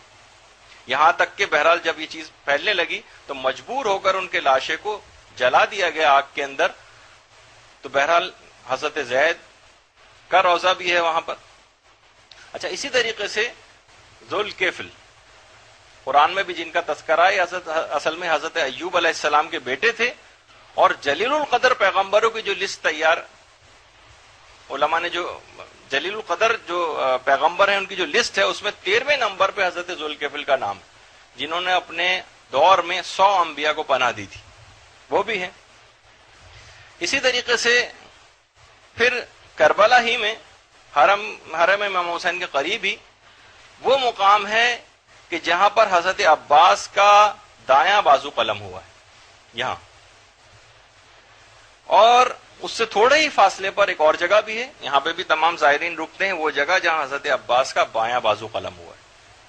اور شہزادی کونین قیامت کے روز حضرت عباس کے انہی دونوں کٹے ہوئے بازوؤں کو لے کر اور شہزادہ علی اصغر کو ہاتھوں پر اٹھا کر امت کی شفاعت اور مغفرت کا سامان کریں گے۔ پھر اس کے بعد کربلا کی تمام زیارتوں سے فارغ ہو کر، اگرچہ میں بہت تیز رفتاری سے گزرا کیونکہ ہر جگہ کی ایک الگ تاریخ ہے، لیکن ظاہر ہے کہ اس وقت تو صرف ایک کلاس میں اس کو کوشش کر کے ختم کرنا ہے، نجف اشرف کی طرف رواں دوا ہوئے۔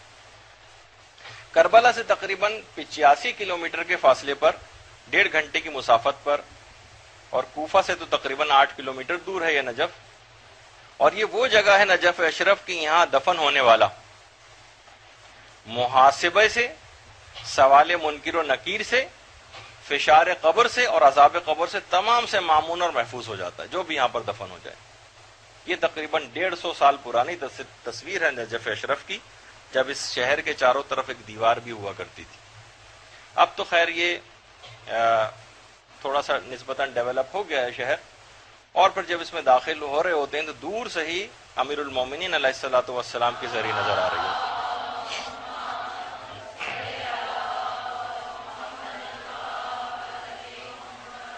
چھٹے امام یہ جملہ ارشاد فرماتے ہیں کہ جو بھی روضہ امیر المومنین کی زیارت کے لیے جائے گا اور امیر المومنین کے مقام کو پہچانتے ہوئے اور آپ کے خلیفہ بلا فصل ہونے کو مانتے ہوئے اور امام مفترض الطاعہ مانتے ہوئے کہ ہم پر ان کی اطاعت فرض ہے، جو کوئی بھی امیر المومنین کے روضے کی زیارت کرے گا، چھٹے امام یہ فرماتے ہیں کہ خدا اسے 1,00,000 شہداء کا ثواب عطا کرے گا۔ مخبر صادق کی اس خبر، درود بھیجو مخبر صادق کی اس خبر کے مصداق اور اس کے اوپر ایمان رکھتے ہوئے، کیونکہ یہ زیارت آپ کی نیابت میں بھی انجام دیے، لہٰذا آپ سب لوگوں کو بھی 1,00,000 شہداء کا ثواب جو ہے وہ مبارک ہو۔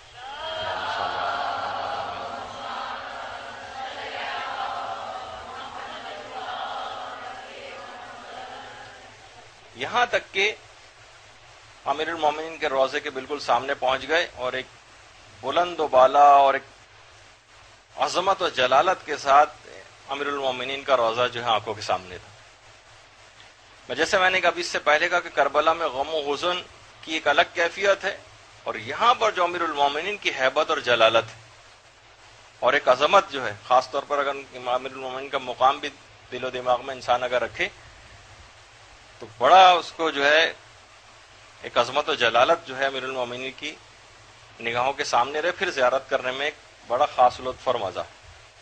امیر المومنین کی قبر دفن کے بعد کتنی ہی عرصے تک بالکل مخفی رہی، جس کے تفصیل میں نے موت کی جو دروس ہوئے تھے اس میں بتائی تھی، اور ہارون والا جو ایک پورا واقعہ جو اس وقت بیان نہیں کرنا ہے، ہارون کے زمانے میں ظاہر ہوئی تھی جب ہارون ہرنوں کے شکار کے لیے گیا تھا، اور ہرن جو ہے وہ جب کتے اس ہرنوں کی طرف چھوڑے شکار کے لیے تو وہ ایک ٹیلے کے اوپر جا کر چڑھ جاتے تھے اور کتے اس سے پہلے رک جاتے تھے۔ کئی دفعہ یہ واقعہ ہوا، بہرحال اس کے بعد پھر معلوم چلا کہ یہ امیر المومنین کی قبر ہے، پھر بہرحال وہاں پہ روضہ بھی تعمیر ہوا، پھر بعد میں نادر شاہ درانی نے اس کے اوپر سونا وغیرہ بھی لگایا۔ اور ابن بطوطہ نے اپنے سفر نامے میں جو کس کی کتاب ہے الرحلہ، اس میں 27 رجب کے ذیل میں کے واقعات میں اس نے لکھا ہے کہ یہاں پر لوگ زیادہ تر یہاں پر رافضی لوگ یعنی شیعہ لوگ یہاں پر آباد ہیں، اور یہ ایک رات ہے 27 رجب جسے وہ لیلۃ الاحیاء کے نام سے یاد کرتے ہیں۔ کتنے ہی مفلوج لوگ زہری کے پاس آتے ہیں، ابن بطوطہ جیسا شخص لکھ رہا ہے، اور آدھی رات کے بعد تمام مفلوج جو حرکت بھی نہیں کر سکتے تو صبح تندرست ہو کر اپنے گھروں کو واپس چلے جاتے ہیں۔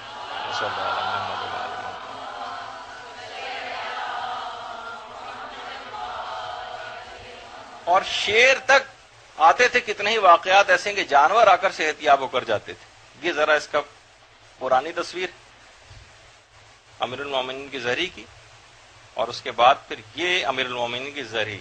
درود بھیجیے محمد علیہ محمد صلی اللہ علیہ وسلم.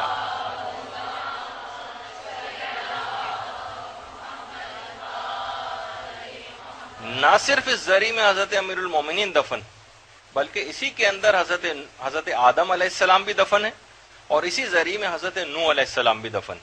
جب ہی حضرت آدم اور نوح کی جو زیارت ہے وہ بھی یہاں پر پڑھی جاتی.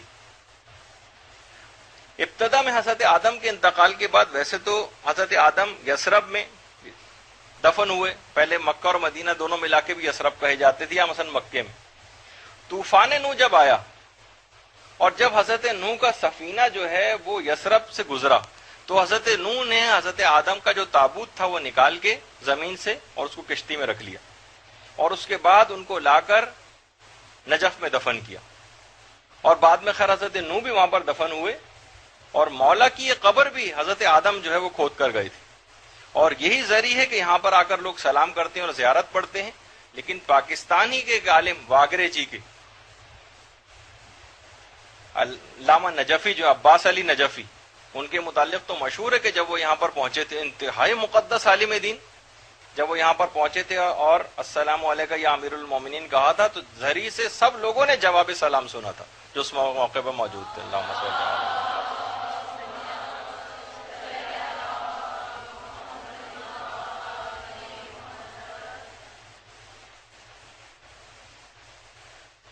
امیر المومنین کے حرم ہی میں اور اس سے ملحقہ 18 بڑے علماء کی قبریں. خود امیر المومنین کی قبر کے بہت ہی نزدیک مقدس اردبیلی کی قبر، مقدس اردبیلی. آیت اللہ ابو الحسن اصفہانی کی قبر بھی قریب ہی ہے. اس کے علاوہ ابن فہد ہلی، ان کی قبر بھی ہے وہاں پر. اور مقدس اردبیلی تو وہ کہ جو جن کو جب بھی یہ چاہتے اپنی مرضی سے امام زمانہ سے مل لیتے.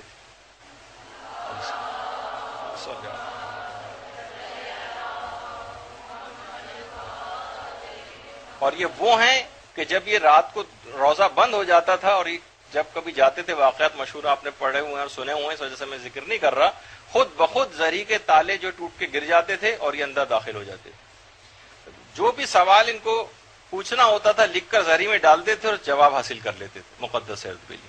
پھر ایک تفصیلی واقعہ ہے جو ابھی فی الحال بتانا نہیں، ابو الحسن اصفہانی، یہ بھی بہت ہی مقدس شخصیت.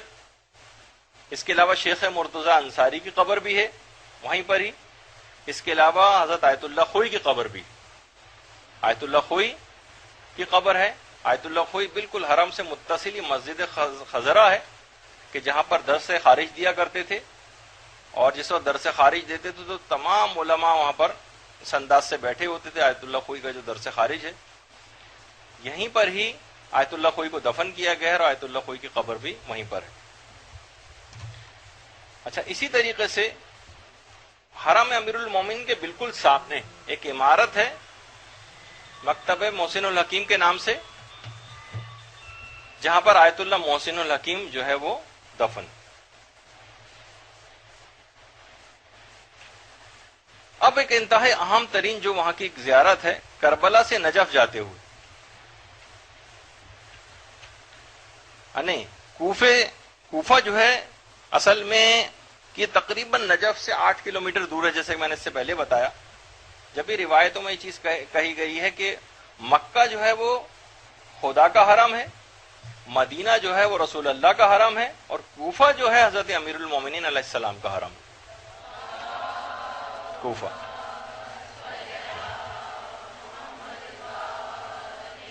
یہاں پر 1 درہم صدقہ دینا دوسری جگہوں کے 100 درہم دینے کے برابر ہے. اور یہیں پر یہ مسجد کوفہ ہے. یہ مسجد کوفہ، یہاں ہزاروں نبیوں نے نماز پڑھی ہے. یہاں 1 رکعت نماز پڑھنا دوسری مساجد میں نماز پڑھنے سے 1000 گنا زیادہ افضل ہے. اور اگر کوئی شخص یہاں پر فرض نماز پڑھتا ہے، اپنی واجب نماز، وہ ایک ایسے حج کرنے کے برابر ہے جو اس نے پیغمبر اسلام کے ساتھ انجام دیا ہو. اور یہاں پر ایک مستحب نماز پڑھنا ایک ایسے عمرہ کرنے کے برابر ہے جو پیغمبر اسلام کے ساتھ انجام دیا.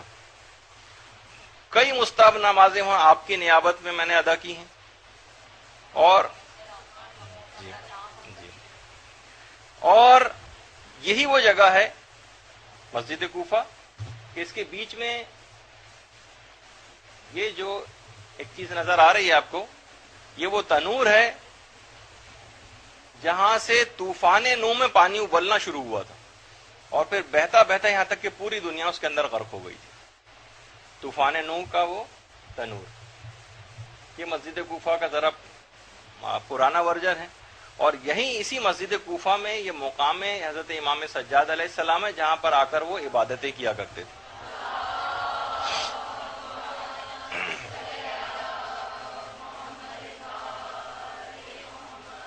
اور یہ وہ تندور ہے یا تنور کہ جہاں سے پانی ابلنا شروع ہوا تھا.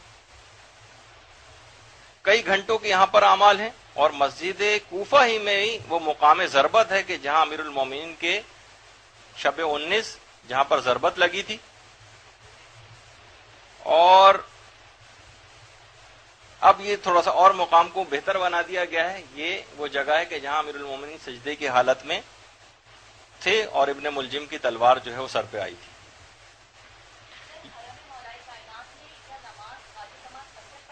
جی ابھی بتا رہا ہوں آپ کو. حرم مولا کائنات میں تو قصر ہی پڑھنی پڑے گی، کیونکہ وہ فقط 4 جو ہیں وہ جگہ ایسی ہیں کہ بلکہ اب آیت اللہ سیستانی کے نزدیک وہ 5 جگہ ہو گئی. ابھی تھوڑا سا انتظار کر لیں، میں بتانے والا ہوں مسجد سہلا کے زمین کے اندر. اچھا، اب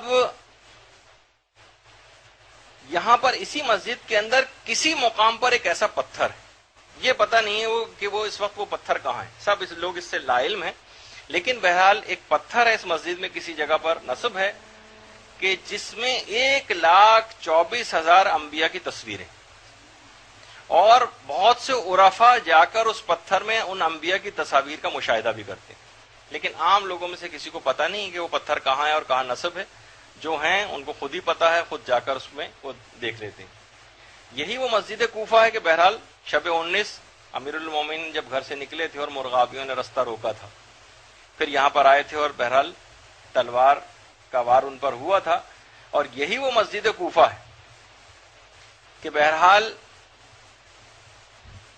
کہ جہاں پر مولا مناجاتیں کیا کرتے تھے، مناجاتیں، اور دیواریں مسجد کی پکڑ پکڑ کر آتے تھے، اور وہ مشہور مناجات بھی اسی مسجد کے اندر پڑھتے تھے. مولائے یا مولائے انت الخالق وانا المخلوق وحل یرحم المخلوق الا الخالق. وہ جو آپ پوری مناجات امیر المومنین ہے وہ بھی یہاں پر پڑھی آپ لوگوں کی نیابت میں، اور یہاں پر پڑھی بھی جاتی ہے.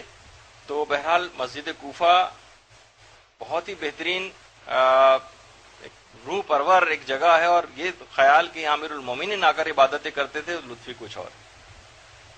حضرت مسلم ابن عقیل، حضرت عقیل کے سب سے بڑے بیٹے. مسلم کے 16 بھائی تھے اور 8 بہنیں تھیں. 7 بھائی تو کربلا میں امام حسین کے ساتھ ہی شہید ہوئے. اچھا، مسلم 15 سال کی عمر میں جنگ صفین میں بھی شریک ہوئے تھے، اور آپ کی شادی مولا کائنات کی ایک بیٹی حضرت رقیہ سے ہوئی تھی. اور کوفے سے جو ہے جب خط بہت آنے شروع ہوئے تھے تو حضرت امام حسین نے مسلم کو سفیر بنا کے بھیجا تھا، جیسے کہ آپ سنتی ہیں. بہرحال مسلم گرفتار ہوئے، عبداللہ ابن زیاد کے حکم سے دارالامارہ کی چھت سے تلوار کے ذریعے شہید کیے گئے، اور اس کے بعد حضرت مسلم کا لاشا دارالامارہ کی چھت سے زمین پر پھینک دیا گیا. اور اس کے بعد ان کا سر کاٹ کر حضرت مسلم کا ابن زیاد نے یزید کی طرف شام روانہ کر دیا تھا. اس طرح سے یہ کربلا کے سب سے پہلے شہید قرار پائے تھے.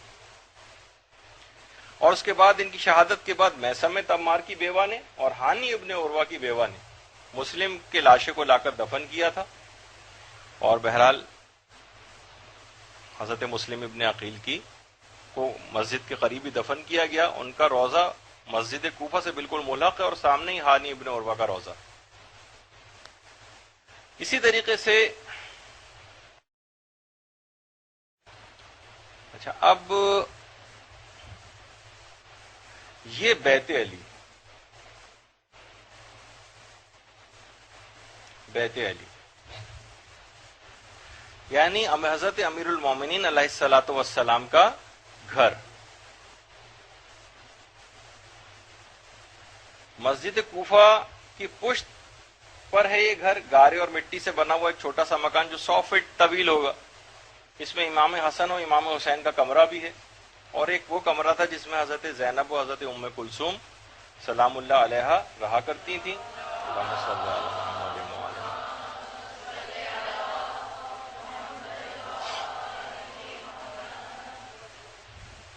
اور اس کا ایک صحن بھی ہے. شہادت کے بعد ایک کمرے میں امام حسین اور حضرت عبداللہ ابن جعفر طیار نے مولا کو یہاں پر غسل دیا تھا. وہ جگہ جہاں مولا کو غسل دیا گیا. اس کے برابر میں ایک کمرہ اور ہے. بہرحال جس وقت غسل دیا محمد حنفیہ نے پانی ڈالنے میں مدد کی تھی، اور ایک اس کے برابر ایک کمرہ جس میں کفن پہنایا گیا تھا مولا کو. یہیں پر ایک کنواں بھی ہے. 1400 سال سے زمزم کی طرح سے وہاں پانی ختم نہیں ہو رہا. مسلسل جو مولا نے کنواں کھودا تھا، آج بھی لوگ جاتے ہیں مریضوں اپنی شفا یابی کے لیے اس پانی کو لے کر آتے ہیں اور وہاں پر بھی وہ پانی پیتے ہیں. اسی طریقے سے وہاں پر روضہ ہے حضرت کمیل ابن زیاد کا، جو امیر المومنین کے رازداروں میں سے تھے. تمام جنگوں میں مولا کے ساتھ رہے ہیں، اور دعائے کمیل انہی کے نام سے مشہور ہے. اصل میں جو دعائے کمیل ہے نا، وہ یہ دعائے حضرت خضر علیہ السلام، جسے یا تو ہر شب جمعہ انسان پڑھے، یا مثلا ہر مہینے پڑھے، یا کم سے کم سال میں ایک مرتبہ پڑھے، ورنہ پوری زندگی میں تو کم سے کم ایک دفعہ اس دعا کو ضرور پڑھنا چاہیے. اچھا، کمیل جو تھے وہ رسول خدا کے بھی صحابی تھے، امیر المومنین کے بھی تھے، امام حسن و حسین کے بھی تھے، اور حضرت امام سجاد علیہ السلام کے صحابی بھی تھے. واقع کربلا میں کمیل اس وجہ سے موجود نہیں تھے کہ ابن زیاد نے 4,500 خاص شیعوں کو قید خانے کے اندر قید کیا ہوا تھا. واقع کربلا میں حضرت امیر مختار کے ساتھ جو ہے کمیل ابن زیاد بھی قید تھے، اور حجاج نے کمیل کو 90 برس کی عمر میں شہید کیا. 90 برس کی عمر میں. یہ کمیل کا روضہ ہے. بہرحال ایک اور بھی ہے وہاں پر مسجد، اس کی تصویر تو میں آپ کو نہیں دکھا سکا، اس کی زیارت کے لیے بھی گئے، جس کا نام ہے مسجد حنانہ. امیر المومنین جب گزرے تھے تو وہ امیر المومنین کو سلام کرنے کے لیے مسجد جھک گئی تھی، اور اس میں سے اس طرح سے رونے کی آواز بلند ہوئی جس طرح اونٹنی کا بچہ اونٹنی کے اپنی ماں کے فراق میں روتا ہے. اس وجہ سے اس کا نام ہی پڑ گیا حنانہ. جب بھی مسجد نبوی میں بھی ایک ستون ہے جس کا نام ستون حنانہ ہے، اور ایک مسجد حنانہ جو ہے وہ اس کا واقعہ، یا اس کا بھی نام اس وجہ سے یہاں پر یہ رکھا گیا. یہ بہرحال کمیل کی خبر. اس کے بعد ہے وہاں پر سب سے اہم ترین ایک اور زیارت جو ہے کہ مسجد سہلا کہلاتی. ہر شب بدھ تقریباً یہ بات یقینی کہ حضرت حجت یہاں عبادت کے لیے تشریف لاتے. اللہم صلی علی محمد و علی محمد.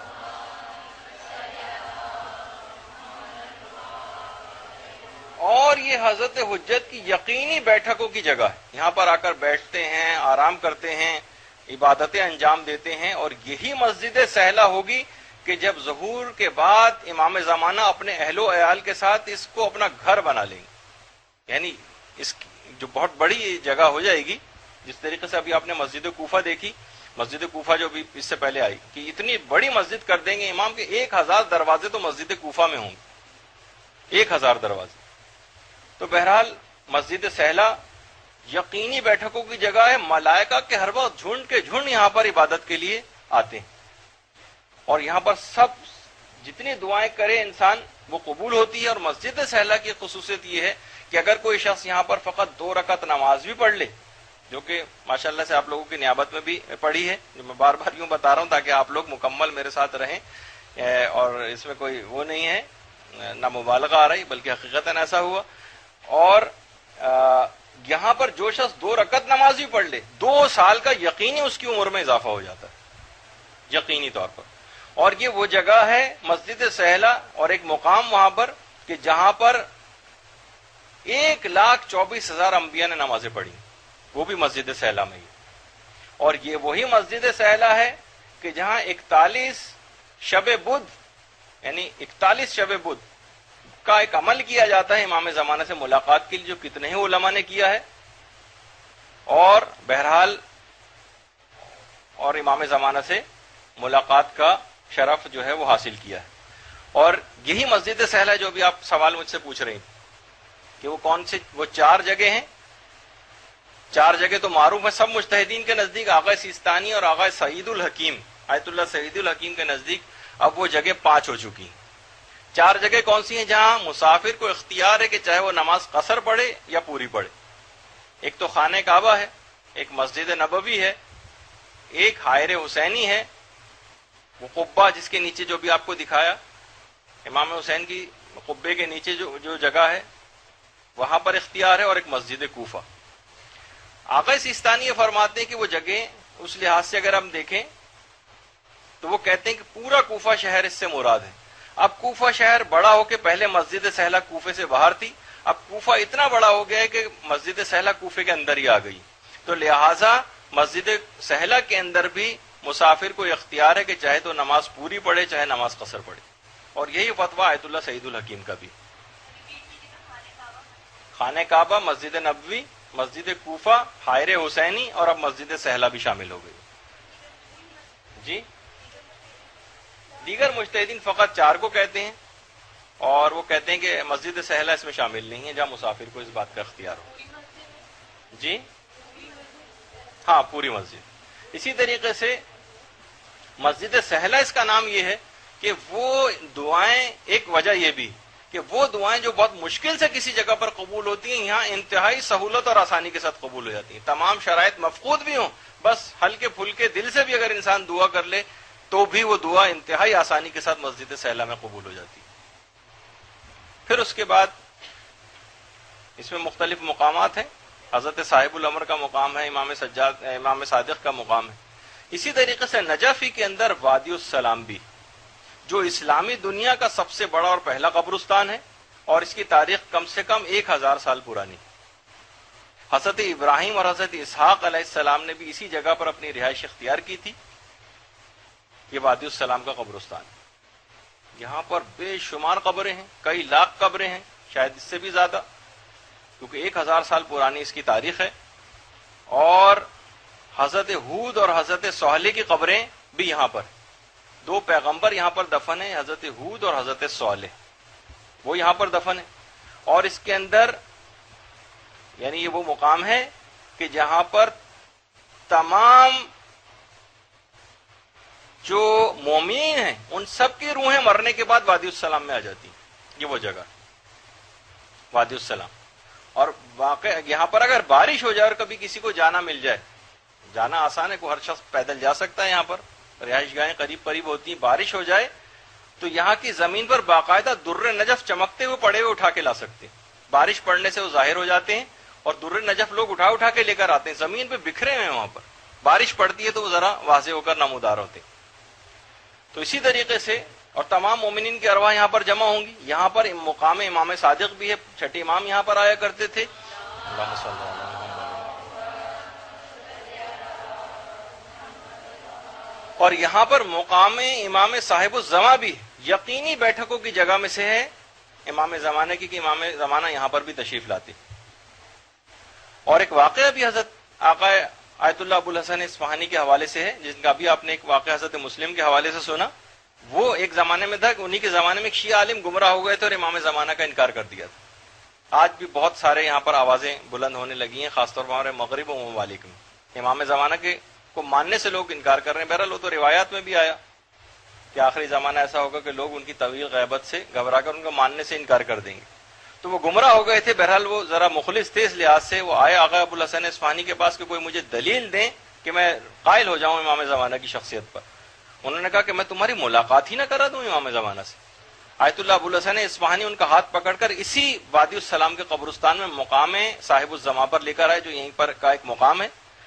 اور یہاں پر ان تمام قبریں جو آپ کو نظر آ رہی ہیں، اوپر دفن نہیں ہے بلکہ ہر قبر کے نیچے تقریباً ایک تہخانہ سا ہے، جو آپ واقعات کے اندر پڑھتی ہیں نا کہ اس کے نیچے تہخانے کے اندر لے کے گئے۔ بہت سے وادی السلام کے واقعات میں تہخانوں کا تذکرہ ہے، ہر قبر کے نیچے ایک تہخانہ ہے اور اس کے اندر وہاں پر دفن کیا جاتا ہے۔ اوپر ایسی ذرا ایک گنبد سا اور وہ بنا دیتے، وہ ایک مقام صاحب الزماں میں لے کے گئے، ان عالم کو اندر کہا کہ اس کے اندر چلے جاؤ، تمہارے سوال کا جواب مل جائے گا۔ وہ خود وہاں سے واپس آ کر فرماتے میں جیسی اندر گیا ایک تیز روشنی سی نمودار ہوئی، امام زمانہ کا نور ظاہر ہوا اور ان کی بات چیت ہوئی۔ اللہم صلی علی محمد۔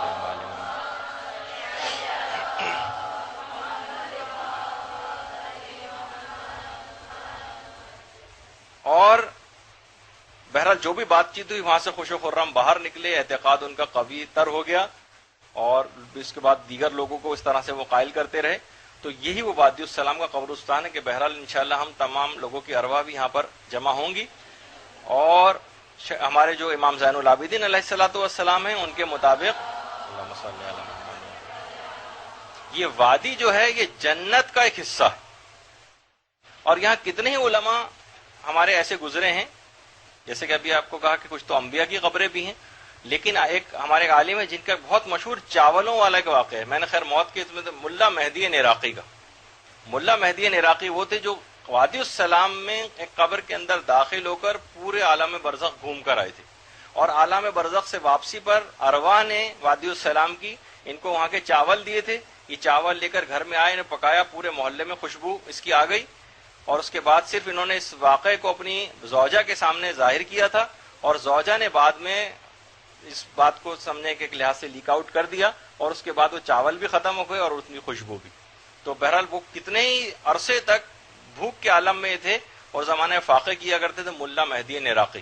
اور انہی کے بیٹے ہیں وہ مشہور ملا احمد عراقی جنہوں نے کتاب عروج السعادہ لکھی. یہ ملا احمد عراقی جن کی کتاب عروج السعادہ علم اخلاقیات کی بہترین کتاب، اور یہ جو ہیں ان کے والد ہیں ملا مہدی عراقی، ان کی بھی کتاب بہت مشہور ہے اخلاقیات کے حوالے سے. تو بہرحال ان کا یہ عالم برزخ پورا گھوم کر آئے ہیں وادی السلام کے اندر. اور علماء کی ایک سیرت تھی، وہ اس طرح سے وادی السلام میں جایا کرتے تھے. اور آیت اللہ جمال الدین گلپاگانی، ان کے بھی بہت سارے واقعات ہیں جنہوں نے اپنی آنکھوں سے وادی السلام میں برزخی زندگی کا مشاہدہ کی. آیت اللہ جمال الدین گلپاگانی نے وہاں پر خوش قسمتی سے ہماری ملاقات آیت اللہ سیستانی سے بھی ہوئی. اتنا اور بتا دوں کہ بہرحال ایک چیز پہلے میں ذرا ایک لحاظ سے جملہ معترضہ کے طور پر گفتگو روک کر، جتنے بھی آپ کو ایس ایم ایس ریسیو ہوں جس کے اندر اس خبر کو، جس میں کوئی خبر دی جا رہی ہو کہ اس خبر کو آگے بڑھانے پر زور دیا جا رہا ہو، تقریباً آپ یہ سمجھیے کہ اس کو تو آپ کو آگے بڑھانا ہی نہیں. آپ نے تھوڑے دن پہلے سنا ہوگا کہ ایس ایم ایس آئے کہ آیت اللہ سیستانی کی طبیعت بہت خراب ہے اور فلاں فلاں. کل ہی میرے پاس ایک عالم آیت اللہ، اب کیونکہ آیت اللہ لفظ بار بار منہ پہ آ رہا تھا ان کا نام پہ بھی، کل ہی ہماری ملاقات یہیں کے ایک مقامی عالم ہے علامہ امینی، ان سے ملاقات ہوئی. تو اس ایس ایم ایس کے متعلق گفتگو کہنے لگے میری ایک روز پہلے ہی ان کے داماد مرتضی کشمیری سے فون پر بات ہوئی ہے، اور ان کی خیریت کا وہ بالکل خیریت سے، اور کوئی طبیعت ان کی خراب نہیں. یہ افواہیں ہیں جو اس طریقے سے جو پھیلائی جاتی ہیں، اور پھر آپ ایک دوسرے کو، اور غالباً یہ مجھے جو شبہ ہوتا ہے اس کے اندر اس قسم کا کہ یہ وہ افراد ہیں کہ جو شاید غالباً شیعہ ہی ہیں اور موبائل کمپنیوں کے اندر کام کرتے ہیں. ایس ایم ایس کچھ ایسے کریٹ کرتے ہیں تاکہ ایک ہی دن میں کروڑوں روپے کا ایس ایم ایس کا بزنس ان کو حاصل ہو. یہ اس قسم کی جنگ. جس طریقے سے سوائن فلو آج کل آپ بہت اس کا تذکرہ سن رہی ہیں، مراجع کے بہت عرصے پہلے اتنے ہمارے مراجع اس متعلق اویئر ہوتے ہیں کہ آج سے تقریباً کوئی مہینوں پہلے جب سوائن فلو کا اخبارات میں بھی تذکرہ نہیں تھا، تو اتفاق سے ایسی فتاوے کی ورق گردانی کرتے ہوئے انفلوئنزا الخنازیر کے نام سے ایک فتویٰ میں نے پڑھا آغا سیستانی کا. میں خود حیران تھا، انفلوئنزا الخنازیر یعنی یہ سوائن فلو کے متعلق کیا ہے؟ یہ آغا سیستانی نے اس وقت سے اس کے متعلق فتویٰ دیا ہوا ہے.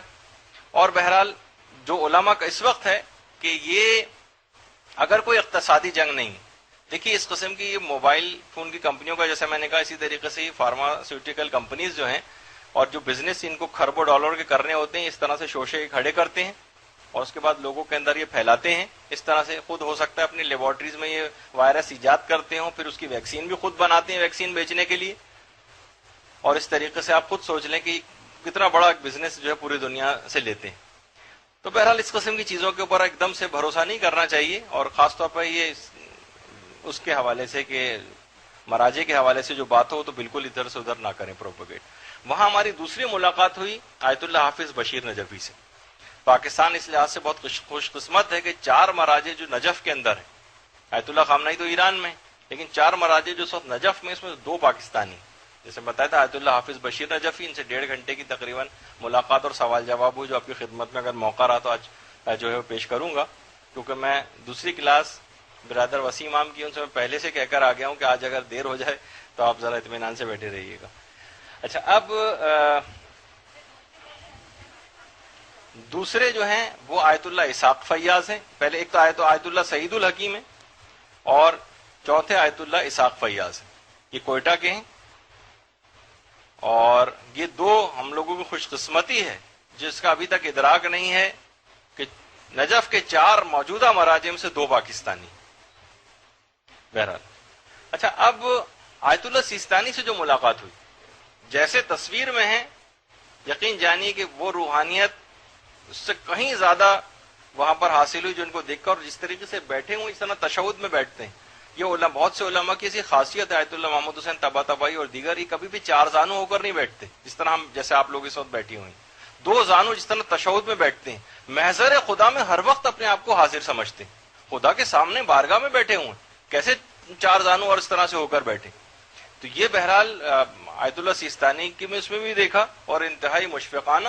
اور جو خاص طور پر انہوں نے اپنی ملاقات میں ایک جو بات کہی وہ یہ ہے کہ میں پاکستان کے شیعوں کے لیے روزانہ نماز فجر کی تعقیبات میں خصوصی دعائیں کرتا ہوں. اللہم صلی اللہ علیہ وسلم.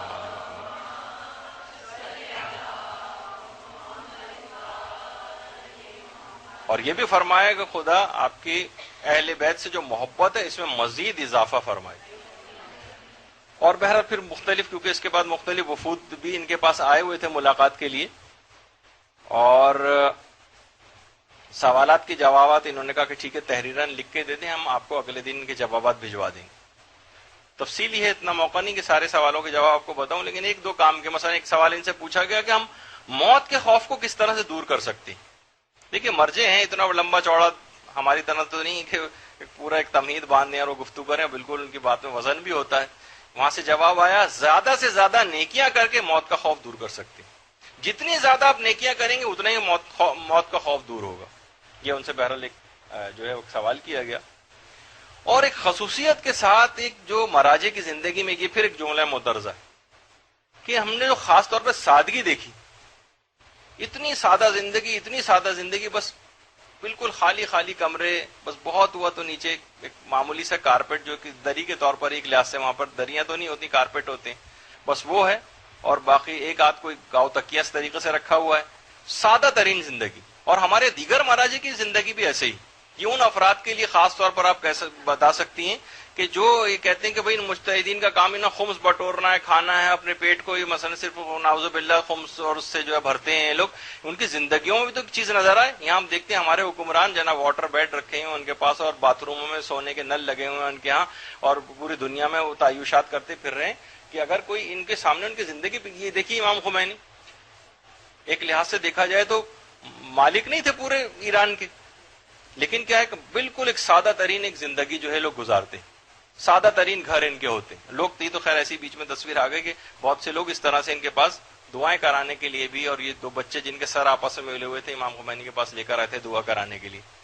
تو بہرحال سادہ ترین گھر ہی امام خمینی کا گھر ہے، سادہ ترین. آیت اللہ جواد تبریزی زمین پر بیٹھے ہوئے سوائے کتابوں کے اور کوئی گھر میں کوئی چیز بھی نہیں نظر آتی. آیت اللہ حسن زادہ عاملی آپ دیکھیں پیچھے جو یہ نظر آ رہی ہیں آپ کو دیواریں، ان کے اوپر رنگ وغیرہ تک نہیں ہوا ہوا. آیت اللہ فاضل لنکرانی بالکل معمولی سا گھر. آیت اللہ محسن الحکیم زمین پر بیٹھے ہوئے سوائے کارپیٹ اور کتابوں کے گھر میں کچھ نہیں. اور یہ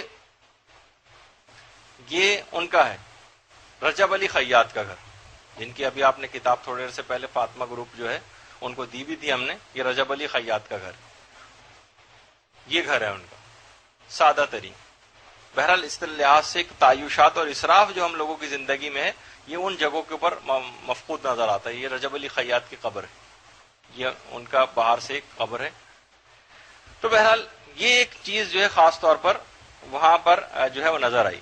اچھا اب ایک جو آپ کو خاص جو بات بھی اس لحاظ سے بتانی تھی کہ آغا سیستانی سے تو خیر اس لحاظ سے ذرا مختصر ملاقات رہی، لیکن آیت اللہ حافظ بشیر نجفی سے بہت ساری سوالات پوچھے گئے. تو اس میں اہم جو آپ لوگوں کے کام کی چیزیں نسبتاً ہو سکتی ہیں وہ میں آپ کو خلاصتاً پیش کر رہا ہوں. مثلا ایک صاحب نے ان سے پوچھا کہ آپ یہ بتائیے کہ مثلا ہم بیمار ہیں کس طریقے سے بیماری سے اپنا پیچھا چھوڑائیں. انہوں نے کہا کہ تم روزانہ 100 آیات قرآنی پڑھ کر سویا کرو. 100 آیات قرآنی، بس یہ نہ ہو کہ مثلا کوئی ایک آیت ہی 100 دفعہ پڑھو، کیونکہ آیت اللہ حافظ بشیر نجفی اردو میں گفتگو کرتے ہیں جو سب کی سمجھ آتی. کیونکہ پاکستانی ہے اور 41 سال سے نجف میں، 41 سال سے. ابھی آخر میں تھوڑا سا آپ کو ان کا ایک کلپ سنواؤں گا بھی. جو اور خصوصیت یہ دیکھیے ان کی کہ ہر 5 6 7 جملوں کے بعد اخلاص اتنا ہے کہ آواز بھر آ جاتی اور رونے لگتے. ادھر امام کا نام آیا اور ادھر رونا شروع، جو کہ ہمارے مراجع کی ایک بڑی خصوصیت ہے. اور ان کو یہ کہا کہ 100 آیات قرآنی تم روز پڑھا کرو سونے سے پہلے، لیکن ایک ہی آیت کو 100 دفعہ نہیں، 100 الگ الگ آیت. مثلا جیسے سورہ واقعہ 96 آیات ہیں، اس کے اندر وہ پڑھ لی سورہ واقعہ، 4 آیتیں کوئی اور اسی ساتھ پڑھ لی، 100 آیتیں پوری ہو گئیں. تو یہ کسی بھی مرض سے انسان کو نجات دلانے کے لیے کافی کہنے لگے. اسی طریقے سے اور خاص طور پر اتنا بڑا مرجع آیت اللہ حافظ بشیر نجفی، لیکن جو زائرین گئے ہوئے تھے اپنے لیے ان زائرین سے دعا کروائی انہوں نے کہ دعا کریں کہ میں مرنے سے پہلے کچھ میرے کام ایسے ہیں جو پینڈنگ میں ہیں جو میں کر کے چلا جاؤں. اپنے لیے خاص طور پر جو ہے ایک دعا کروائی. اور اتنا مشفقانہ طریقہ تھا کہ مثلا جب خواتین بھی ساتھ تھیں قافلے کی، مرد حضرات بھی ساتھ تھے، کوئی سوال کرنے لگتا تھا تو فوراً کہتے جی جی میرے بیٹے آپ کا کیا سوال ہے، وہ میری بیٹی جو پیچھے بیٹھی ہوئی ہے وہ کیا پوچھنا چاہتی ہیں. اتنا مشفقانہ کہ آدمی بڑا اپنائیت سی ان سے جو ہے وہ محسوس کرے. لوگوں نے کہا کہ آپ اتنے سال سے ہیں اور بھی تو لوگ یہاں پر آتے ہیں، وہ اس مقام کو کیوں نہیں حاصل کر پاتے ہیں جیسے کہ آپ مرجع ہو گئے. انہوں نے کہا دیکھیے یہاں پر 2 طرح کے لوگ آتے ہیں. ایک وہ ہیں جو مرنے کے لیے یہاں پر آتے ہیں، تعلیم حاصل کرنے کے لیے نہیں آتے. ان کا کام، ان کا بس یہ ہوتا ہے کہ ہم جوارے امیر المومنین میں پہنچ جائیں، یہیں پر زندگی گزاریں، اچھی زندگی گزاریں، تقوی و پرہیزگاری کے ساتھ زندگی گزاریں، اچھا ماحول ہے، تقدس والا ماحول ہے، بس یہیں پر مر جائیں اور جوارے امیر المومنین میں دفن ہوں گے، عذاب قبر سے نجات پائیں گے. کچھ لوگ ہیں یہاں پر پڑھنے نہیں آتے، امامہ باقبہ سر پہ آتا ہے، مدرسوں میں بھی رہتے ہیں، لیکن ان کی نیت پڑھنا اور تبلیغ کرنا نہیں ہوتی، بلکہ وہ صرف یہاں پر مرنے کے لیے آتے ہیں، اپنے مقصد حاصل کر لیتے ہیں بہرحال وہ. لیکن ایک دوسرا گروہ وہ ہے جو یہاں پر تعلیم حاصل کرنے کے لیے آتا اور تبلیغ کے لیے آتا. آپ لوگوں کے لیے بہرحال اس میں پیغام ہے، اور الخصوص جو ہمارا آپ کا سینئر گروپ یہاں پر بیٹھا ہوا ہے، کہ فقط ایک صرف یہاں پر آنا، بس مدرسے میں آ رہے ہیں، پڑھ رہے ہیں، جا رہے ہیں، حاصل کر رہے ہیں، بس یہ کاپیوں کے اندر لکھ لیا فلاں چیز ہو گئی. 2 ایک جگہ پہ کسی نے فرمائش کر دی تو درس دینے پہنچ گئے، 2 ایک مجلس سے جا کر جب پڑھ دی کسی جگہ رینڈملی، بالکل ایک ویسا ایک پروگرام کے تحت اس کو لے کر آگے بڑھنا. کہہ رہے ہیں میں نے باقاعدہ آ کر یہاں پر عہد کیا تھا کہ بس میں اپنی زندگی کا ایک بہت بڑا پیریڈ اب یہاں پر گزاروں گا. 41 سال سے ہیں وہاں پر، لیکن کیا ہے میں تبلیغات کروں گا، حوضے کی خدمت کروں گا، اپنی قوم کے لیے کام کروں گا. اور اس کے بعد اب دیکھیں کتنے بڑے علمی مقام کو حاصل کیا، کتنی لوگوں کی ہدایت کا سامان جو ہے وہاں سے ہو رہا ہے. تو بہرحال فقط صرف یہاں پر تبرکن نہ آئیں، مدرسے کے اندر بھی ایک پیغام ہمارے لیے بھی، بس آئیں گے فائدہ ہوگا، ثواب ملے گا، پڑھیں گے، گھر چلے جائیں گے، کوئی فرمائش کر دے گا تو کچھ پڑھ دیں گے، ورنہ یہ پروگرام کے تحت ایک زندگی گزارنا، ایک تبلیغ کو ایک مشن کے طور کے اوپر لینا، یہ اپنی زندگی کا نصب العین قرار دیں. یہاں جتنی ہیں بس شادیاں ہوئیں، مقصد زندگی حاصل ہوا، بس یہاں سے چلی گئیں، اور اس کے بعد یہ چیپٹر ہمیشہ کے لیے کلوز ہو گیا. کسی نے بھولی بسری یاد ایک مدرسہ بن گیا، تبلیغات بھولی بسری یاد ہو گئے، جیسے ایک ٹائم پاس ہو رہا تھا، ایک جو بیچ کا ایک پیریڈ تھا، بس وہ کوئی کام نہیں تو چلو مدرسے آ گئے، اس میں بھی پڑھ لیا. لیکن کیا ہے اس کے بعد، کیونکہ یہ تو تبلیغات اور چیزیں ایسی ہیں کہ اس میں چیزیں متاثر نہیں ہونی چاہیے. دیگر آپ کو کتنی مثالیں دی جائیں کہ جو خاندان اہل بیت کی اور خواتین اور یہ کہ تبلیغات کس انداز سے کرتی تھی، عورتوں میں کیسے تبلیغات کرتی تھی، آپ خود جا کے بہرحال دیکھیں. تو اب اتنا وقت نہیں کہ میں اس موضوع پہ گفتگو کروں، لیکن بہرحال یہ اور ایک سوال ان سے وہاں پہ بھی پوچھا گیا، اور یہ سوال لوگوں کے دماغ میں آتا ہے اور کافی بحث و مباحثہ بھی لوگ اس پہ کرتے ہیں کہ کیا ہم ائمہ سے کی قبور پر جا کر ذریعہ پر براہ راست ان سے مانگ سکتے ہیں یا نہیں. بہت سے لوگ، ظاہر ہے کہ زیادہ تر کا تو نہیں، لیکن کچھ افراد کا نظریہ ہوتا ہے کہ نہیں بھائی یہ تو مانگنا شرک ہے. ہاں ائمہ کو وسیلہ بنا سکتے ہیں. تو وہاں جا کر ایک بحث نکل آئی، وہاں پر بہرحال انٹلیکچوئل حضرات بھی تھے بہت سارے وہاں پر پڑھے لکھے. تو کچھ افراد کا نظریہ یہ تھا کہ نہیں توسل کے ذریعے تو مانگ سکتے ہیں، ان کے حوالے سے پروردگار سے دعا کر سکتے ہیں، نہیں براہ راست ان سے نہیں مانگ سکتے. تو بہرحال یہ طے پایا کہ ٹھیک ہے پھر ایسا کریں گے کہ وہاں جائیں گے اور جا کر آیت اللہ سیستانی سے بھی پوچھ لیں گے اور آیت اللہ حافظ بشیر سے بھی. دونوں جگہ گئے، دونوں نے کہا کہ وسیلہ تو بہتر ہے، ظاہر ہے وسیلہ بنا لو، اور یہ ان کی ذاتی قوتیں ہیں، لیکن خدا نے ان کو اتنی پاور دی ہوئی ہیں. تو وہاں سے بھی یہی جواب آیا کہ ان سے براہ راست بھی مانگا جا سکتا ہے. خاص طور پر ہم نے ایک چیز اور آبزرو کی وہاں پر کہ آیت اللہ حافظ بشیر کے پیچھے جو نماز پڑھی، یہ نماز کی قنوت میں بھی اور سجدے میں بھی شیطان سے بچنے کی دعائیں ضرور مانگتے ہیں. اور تقریباً ہر نماز کے اندر شیطان سے، ظاہر ہے کہ جتنے بڑے مقام اور مرتبے پہ پہنچ گئے ہیں، شیطان بھی اتنا ہی بڑا ان کے پیچھے جو ہے وہ لگ گیا ہوگا، یعنی وہ سارے مراجع اور جتنے بھی مجتہدین ہوتے ہیں بہرحال شکست فاش اس کو ہوتی ہے بہرحال، لیکن بہرحال یہ کہ خاص طور پر کبھی بھی اس دعا کو یہ نہیں کہ اب تم بہت بڑے ہو گئے اب تو مطمئن ہو کر بیٹھ جائیں، نہیں، شیطان سے بچنے کی بار بار پروردگار سے اپنے نمازوں کے قنوت میں بھی اور نمازوں کے سجدے میں بھی ایسی دعائیں جس میں شیطان سے پناہ مانگی گئی ہے وہ دعائیں پڑھتے ہیں۔ اور اس کے بعد انہوں نے خاص طور پر ایک بات ہمارے کاروان سے یہ بات کہی کہ دیکھیے آپ اپنی زیارت کی حفاظت کریں، اپنے زیارت کی حفاظت کرنا سب سے بڑا کام، ایسا نہ ہو کہ آپ یہاں پر آئیں اور یہاں سے ویسے ہی واپس چلے جائیں، ایک مکمل تبدیل شدہ انسان بن کر آپ کو یہاں سے واپس جانا ہے، لوگ دیکھ کر کہیں کہ ہاں پہلے اور آپ میں اب نمایاں فرق ہو گیا، جس طریقے سے ہوتا ہے نا وہ آپ جو اخبارات میں وہ پڑھتی ہیں کریم لگانے سے پہلے رنگ ایسا اور کریم لگانے کے بعد ایسا ہو گیا، تو واقعی کہ لوگ ایک دم سے دیکھ کر جو ہے وہ تو خیر جعلی اشتہارات ہوتے ہیں، لیکن بہرحال یہاں سے انسان کو حقیقی طور پر تبدیل ہو کر جانے کی ضرورت پیش آتی ہے۔ تو بہرحال اپنی زیارت کی حفاظت کریں۔ اور ایک چیز اور بھی کہ امام زمانہ کے حوالے سے انہوں نے ایک بات کہی، اللہم صلی علی محمد و علی محمد،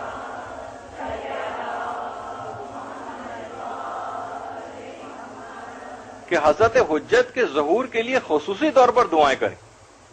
باقاعدہ امام زمانہ نے شکایت کی کہ لوگ آتے ہیں، نمازیں بھی پڑھتے ہیں، دعائیں بھی کرتے ہیں، لیکن میرے حوالے سے سب چیزیں مانگتے ہیں، کسی کو رزق چاہیے، کسی کو اولاد چاہیے، کسی کو اپنی کوئی پریشانی دور کرنا چاہیے، کسی کو جو ہے اپنی بیماری کو دور کروانے کی دعا، لیکن صرف اور صرف میرے لیے کوئی بھی دعا نہیں کرتا۔ یہ امام زمانہ کی ایک شکایت ہے تمام مومنین سے، صرف میرے لیے خالصتاً میرے لیے دعا کر رہا ہو کہ ان کا ظہور جلد ہو جائے اور اس کے اندر کوئی تبدیلی واقع نہ ہو۔ جب بھی آیت اللہ حافظ بشیر نے کہا کہ امام زمانہ کو بھی اپنے وقت ظہور کا پتہ نہیں، کیونکہ اگر معین کوئی ایک وقت ہوتا تو وہ ہم سے دعا کے لیے کیوں کہتے۔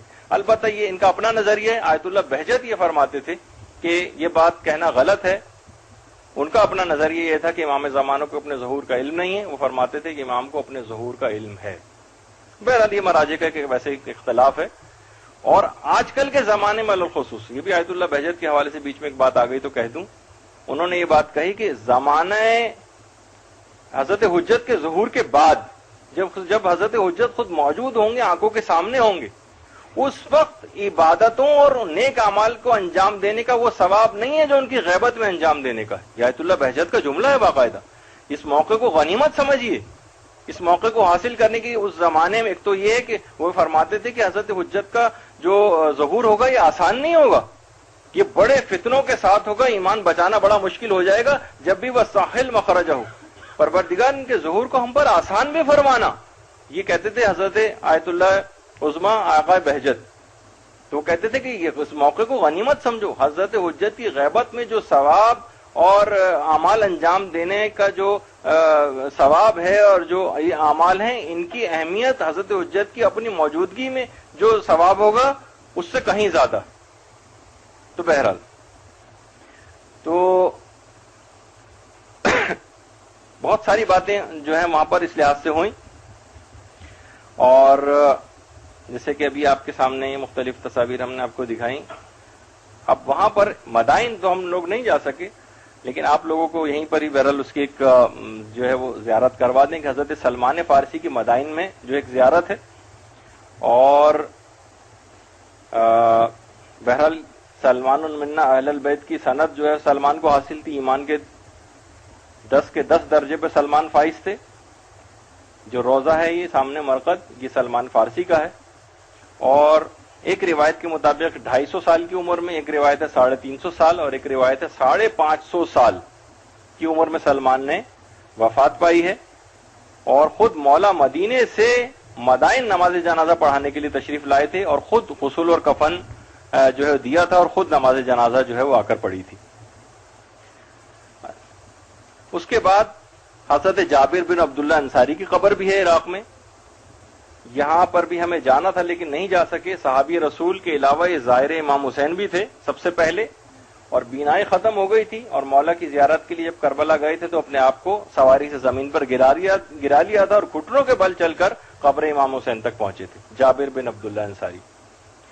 پھر اس کے بعد حذیفہ یمانی کی قبر بھی ہے، کیونکہ جابر کے اور حذیفہ کے جو قبور تھیں یہ ذرا دونوں کے روزے ذرا بلندی کچھ اس جگہ پہ تھے کہ دریائے دجلہ کا پانی قبروں میں آنے لگا تھا. تو 1350 ہجری کا واقعہ کہ بہرحال بادشاہ کے خواب میں جو زمانے میں تھا اس کے خواب میں آئے تھے اور کہا تھا کہ میری قبر کے اندر جو پانی آ رہا ہے. حضرت حذیفہ اور جابر بن عبداللہ انصاری دونوں کی قبروں.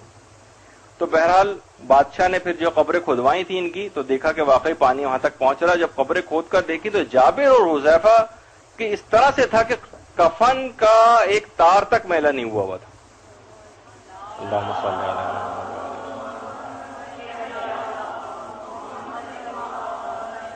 اور اس کے بعد جابر اور حذیفہ دونوں کی قبروں سے ان کے دونوں کے جسم اطہار کو نکال کر مدائن منتقل کیا گیا تھا.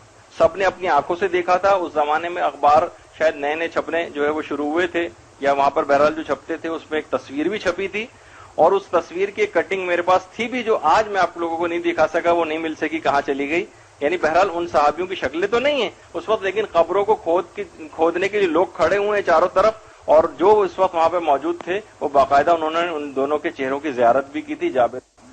اچھا, اس کے بعد یہ تو تھی حضرت حذیفہ یمانی کی قبر. پھر وہاں پر مسجد براسہ بھی ہے. نجف سے تقریباً 130 کلومیٹر کے فاصلے پر شارع امام موسیٰ کاظم پر ایک قبرستان میں یہ مسجد ہے. مولانا صفین یا نہروان سے واپس آ کر اس مسجد میں قیام کیا تھا اور یہاں پر نمازیں بھی پڑھی تھیں جو مسجد براسہ آپ کے سامنے. اور یہاں پر ایک پتھر بھی ہے سیاہ رنگ کا مسجد براسہ میں. یہاں پر حضرت مریم حضرت عیسیٰ کو جب وہ چھوٹے تھے تو نہلایا کرتی تھی. اس پتھر پہ حضرت عیسیٰ کو غسل دیتی تھیں. یہ پتھر بڑا عجیب و غریب سا ہے. جن لوگوں نے اس کو ہاتھ لگایا کہ ہم لوگ یہاں پر نہیں جا سکے کیونکہ کچھ ایسا سیکورٹی چیکس میں پھنس گئے کہ وقت نکل گیا تھا یہاں جانے کا. پتھر بالکل ایک نرم سا ہے, بظاہر بڑا سخت لگتا ہے لیکن لوگ ہاتھ لگاتے ہیں تو پتھر نرم ہے. اس پہ نہلاتی تھی. اور ایک پتھر اور بھی ہے مسجد کے اندر جس پر کچھ قرآنی آیتیں لکھی ہوئی ہیں. یہ پتھر آسمان سے حضرت مریم کے لیے آیا تھا اور جب بھی وہ اس پتھر کو مسک, جب بھی بیمار ہوتی تھی اس پتھر کو مسک کرتی تھی اور صحت یاب ہو جاتی تھی.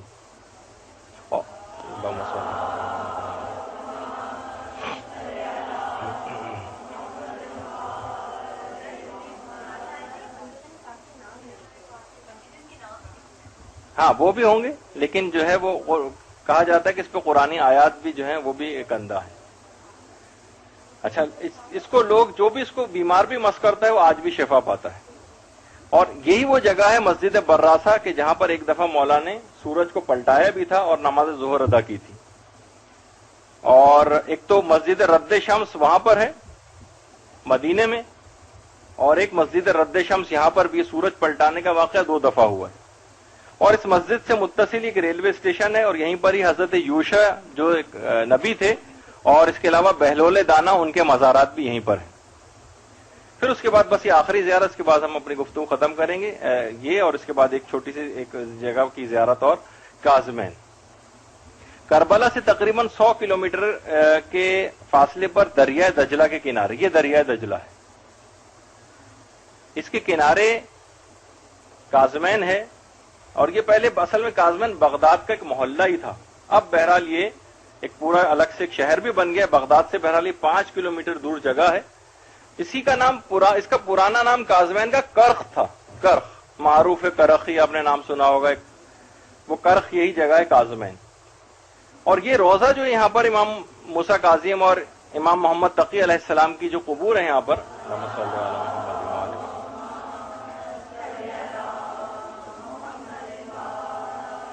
یہ عراق کے دیگر ائمہ کے روضوں میں سب سے بڑا روضہ ہے. آپ کا در بھی یہ باب الحوائج کہلاتا ہے. آپ کے حوالے سے جو حاجت بھی یہاں پر مانگی جاتی ہے خدا ضرور پوری کرتا ہے. اور آپ ہی کا روضہ ہے یہاں پر کاظمین میں, یہاں پر جہاں پر شیخ مفید کی قبر بھی. امام زمانہ نے باقاعدہ شیخ مفید کے لیے مرثیہ کہا تھا اور الاخر رشید کہہ کے مخاطب کیا تھا. اس کے چند اشعار آج بھی امام زمانہ کے شیخ مفید کی قبر پہ جو ہے لکھے ہوئے نظر آتے ہیں. اس کے علاوہ یہیں پر ہی انہی کے روضے میں سید مرتضیٰ علم الہدیٰ کی قبر بھی اور سید رضی کی قبر بھی وہی یہیں پر ہے کہ جنہوں نے نہج البلاغہ کو تالیف کیا تھا. نصیر الدین طوسی وغیرہ بھی قریبی میں دفن. سامرہ یہاں پر امام علی نقی علیہ السلام اور امام حسن عسکری علیہ السلام کی قبور.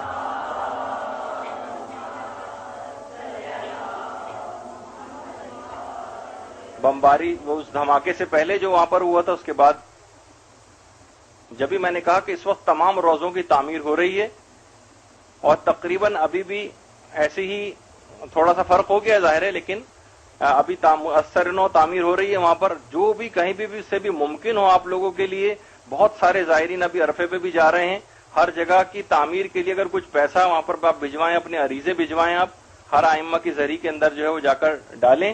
اور اس کے علاوہ اس وقت گولڈن چانس ہے تعمیرات ہونے کا. آپ کا اپنا پیسہ چاہے وہ قلیل ہی کیوں نہ ہو، اگر ائمہ کے روضوں کی تعمیر کے اندر لگ گیا تو آپ یہ سمجھیے کہ عاقبت آپ کی جو ہے وہ بخیر ہو جائے گی، اور ثواب جاریہ کا ایسا سلسلہ ہوگا کہ نامہ اعمال بے تحاشا وزنی ہو جائے گا. تو بہرحال اس لحاظ سے یہاں پر ان دونوں ائمہ کی، امام علی نقی علیہ السلام، امام حسن عسکری علیہ السلام کی قبور ہے. اور اس کے اوپر جو ایک سنہری گنبد ہے، یہ جو پہلے تھا، جو اب اس کے بعد ذرا تباہ ہو گیا وہ اس دھماکے کے نتیجے میں، اس میں یہ 7200 سونے کی اینٹیں لگی ہوئی تھی اس میں. اور زری کے اندر ہی یہ زری، جو پہلے زری اس طرح سے تھی اور دھماکے کے بعد یہ کیفیت ہوگی. یہ پہلے زری تھی اور دھماکے کے بعد یہ قبور ہیں. یہ 4 قبریں ہیں اس کے اندر زری کے اندر. آپ نے دیکھا کہ زری جو پیچھے لگی ہوئی آپ کو نظر آ رہی ہیں، یہ ایسی رکھی ہوئی ہیں. دھماکے سے مکمل وہ بھی بہت نقصان پہنچا ہے، اصلی قبروں کو بھی بہت نقصان پہنچا ہے. اور 4 قبریں تھیں ایک ہی زری کے اندر. دونوں، ایک تو امام ہیں امام علی نقی اور امام حسن عسکری علیہ السلام، اور حکیمہ خاتون اور حضرت نرجس خاتون کی قبور بھی اندر ہی. یہ تو میں نے آپ کو دکھائی تھی پچھلی دفعہ حضرت نرجس خاتون کی قبر، لیکن اب یہ بن رہی ہیں اس طرح سے، اور لوگ بہرحال اس طرح سے کھڑے ہو کر یہیں پر ہی اب دعائیں وغیرہ مانگ لیتے ہیں. تو چاروں قبور ایک ہی جگہ کے اوپر ہے. امام حسن عسکری علیہ السلام وہ ہیں کہ جن کو یوسف آل محمد بھی کہا جاتا ہے. روضے سے بالکل متصل ہی وہ سرداب ہے جو 30 فٹ نیچے، 30 سیڑھیاں جا کر جو نیچے جو ہے کی طرف جو ہے گیا ہوا ہے. اور یہیں پر ہی امام زمانہ علیہ السلام کی جو ہے وہ ولادت ہوئی ہے. یہ وہ جگہ ہے.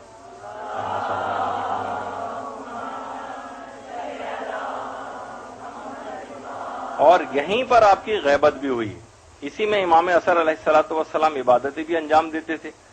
تو بہرحال یہ ہے. آقا سیستانی سے باقاعدہ ایک سوال پوچھا گیا جس کا جواب وہاں سے بہرحال اردو میں ہی ان کے آفس سے جو ہے وہ آیا. میں چاہ رہا ہوں کہ وہ بھی آپ کو پڑھ کر سناؤں. بے اسم تعالی، حضرت حجت جب ظہور فرمائیں گے تو آپ سب سے پہلے اہل بیت کے دشمنوں سے، خاص قاتلین امام حسین سے انتقام لیں گے. اس وجہ سے بھی آپ کا ایک لقب منتقم بھی ہے. امام صادق سے روایت ہے کہ امام حسین کی شہادت کے بعد ملائکہ نے گریہ کیا اور کہا کہ خدایا کس طرح سے تیرے برگزیدہ بندے اور فرزند نبی حسین پر ظلم و ستم کر رہے ہیں. اس وقت پروردگار عالم نے انہیں امام زمانہ کی شبیہ دکھائی اور فرمایا کہ یہ شخص ظالموں سے اس کا بدلہ لے گا. حتیٰ امام مہدی امام حسین کے قاتلوں کی اولاد اور ان کی نسل والوں سے بھی بدلہ لیں گے، ان سے جو اپنے آباء و اجداد کے اس کارنامے سے راضی ہوں گے. آیت اللہ سیستانی. تو بہرحال یہ امام سے متعلق جو ہے وہ.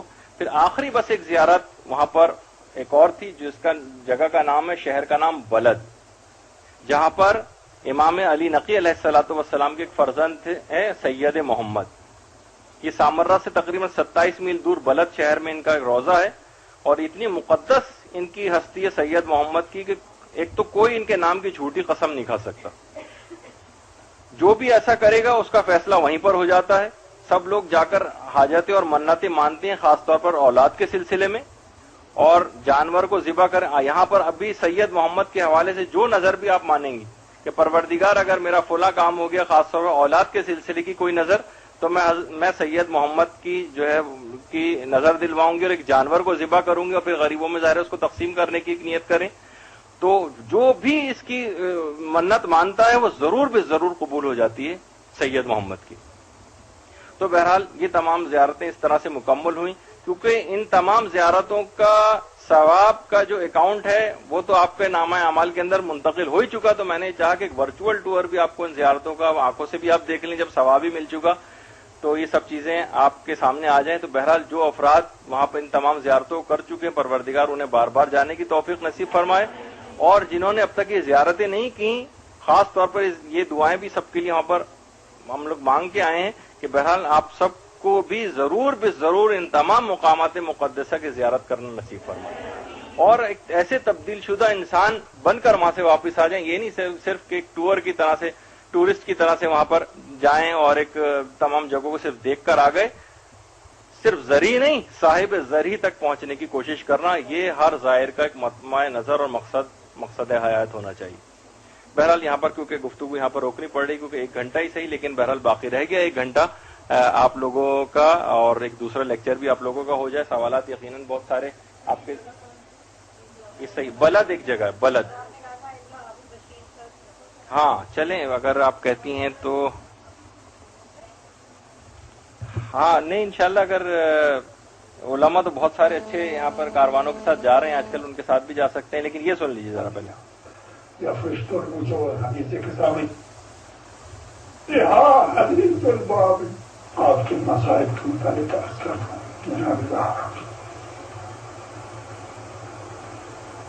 جناب زہرا کی مصیبوں کا انداز کا دروازہ ان کے دروازے سے شروع ہوا.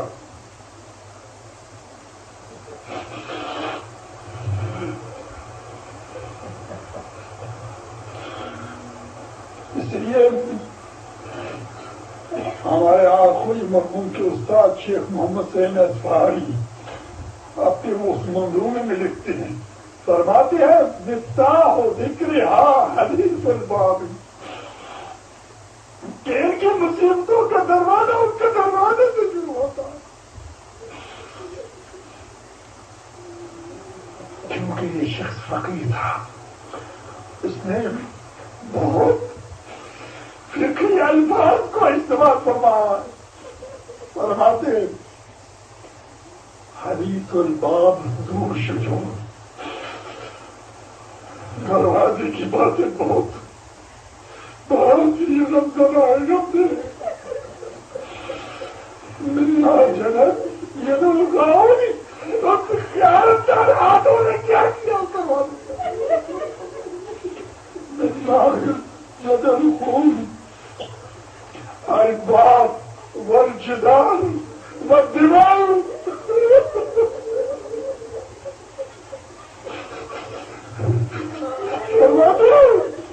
الباب والجدال والدماغ، دروازہ اور دیوار وہ سلام زہرا کے سینے ہاتھوں سے بہتا ہوا خون.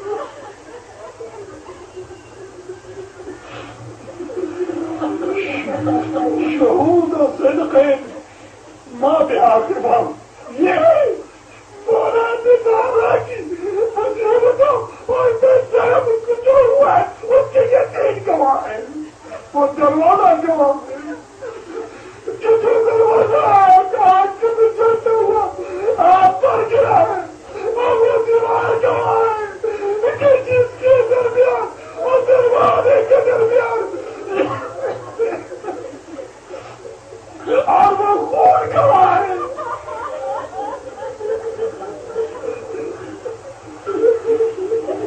وہ خون گواہ ہے.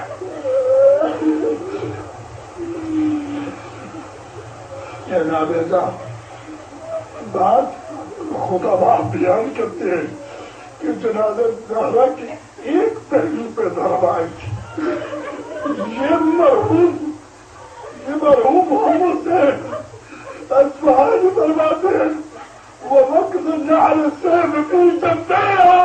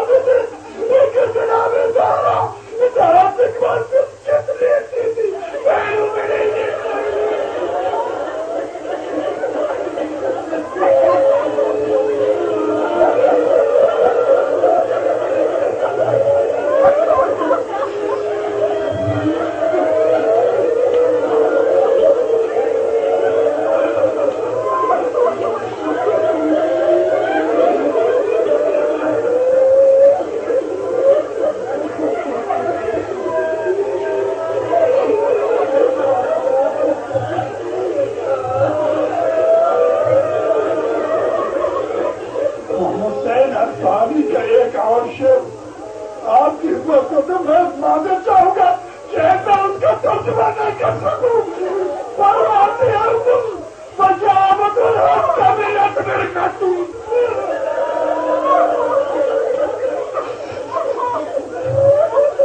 شلتی رسول یار وقتی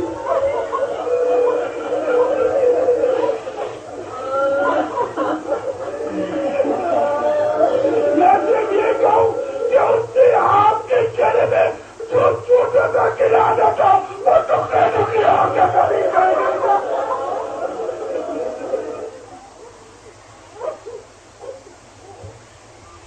وَسَيَعْلَمُ الَّذِينَ ظَلَمُوا أَيَّ مُنقَلَبٍ يَنقَلِبُونَ رضا بقضائه وتسلیما لأمره وصلی اللہ علی محمد وآلہ الطیبین الطاہرین.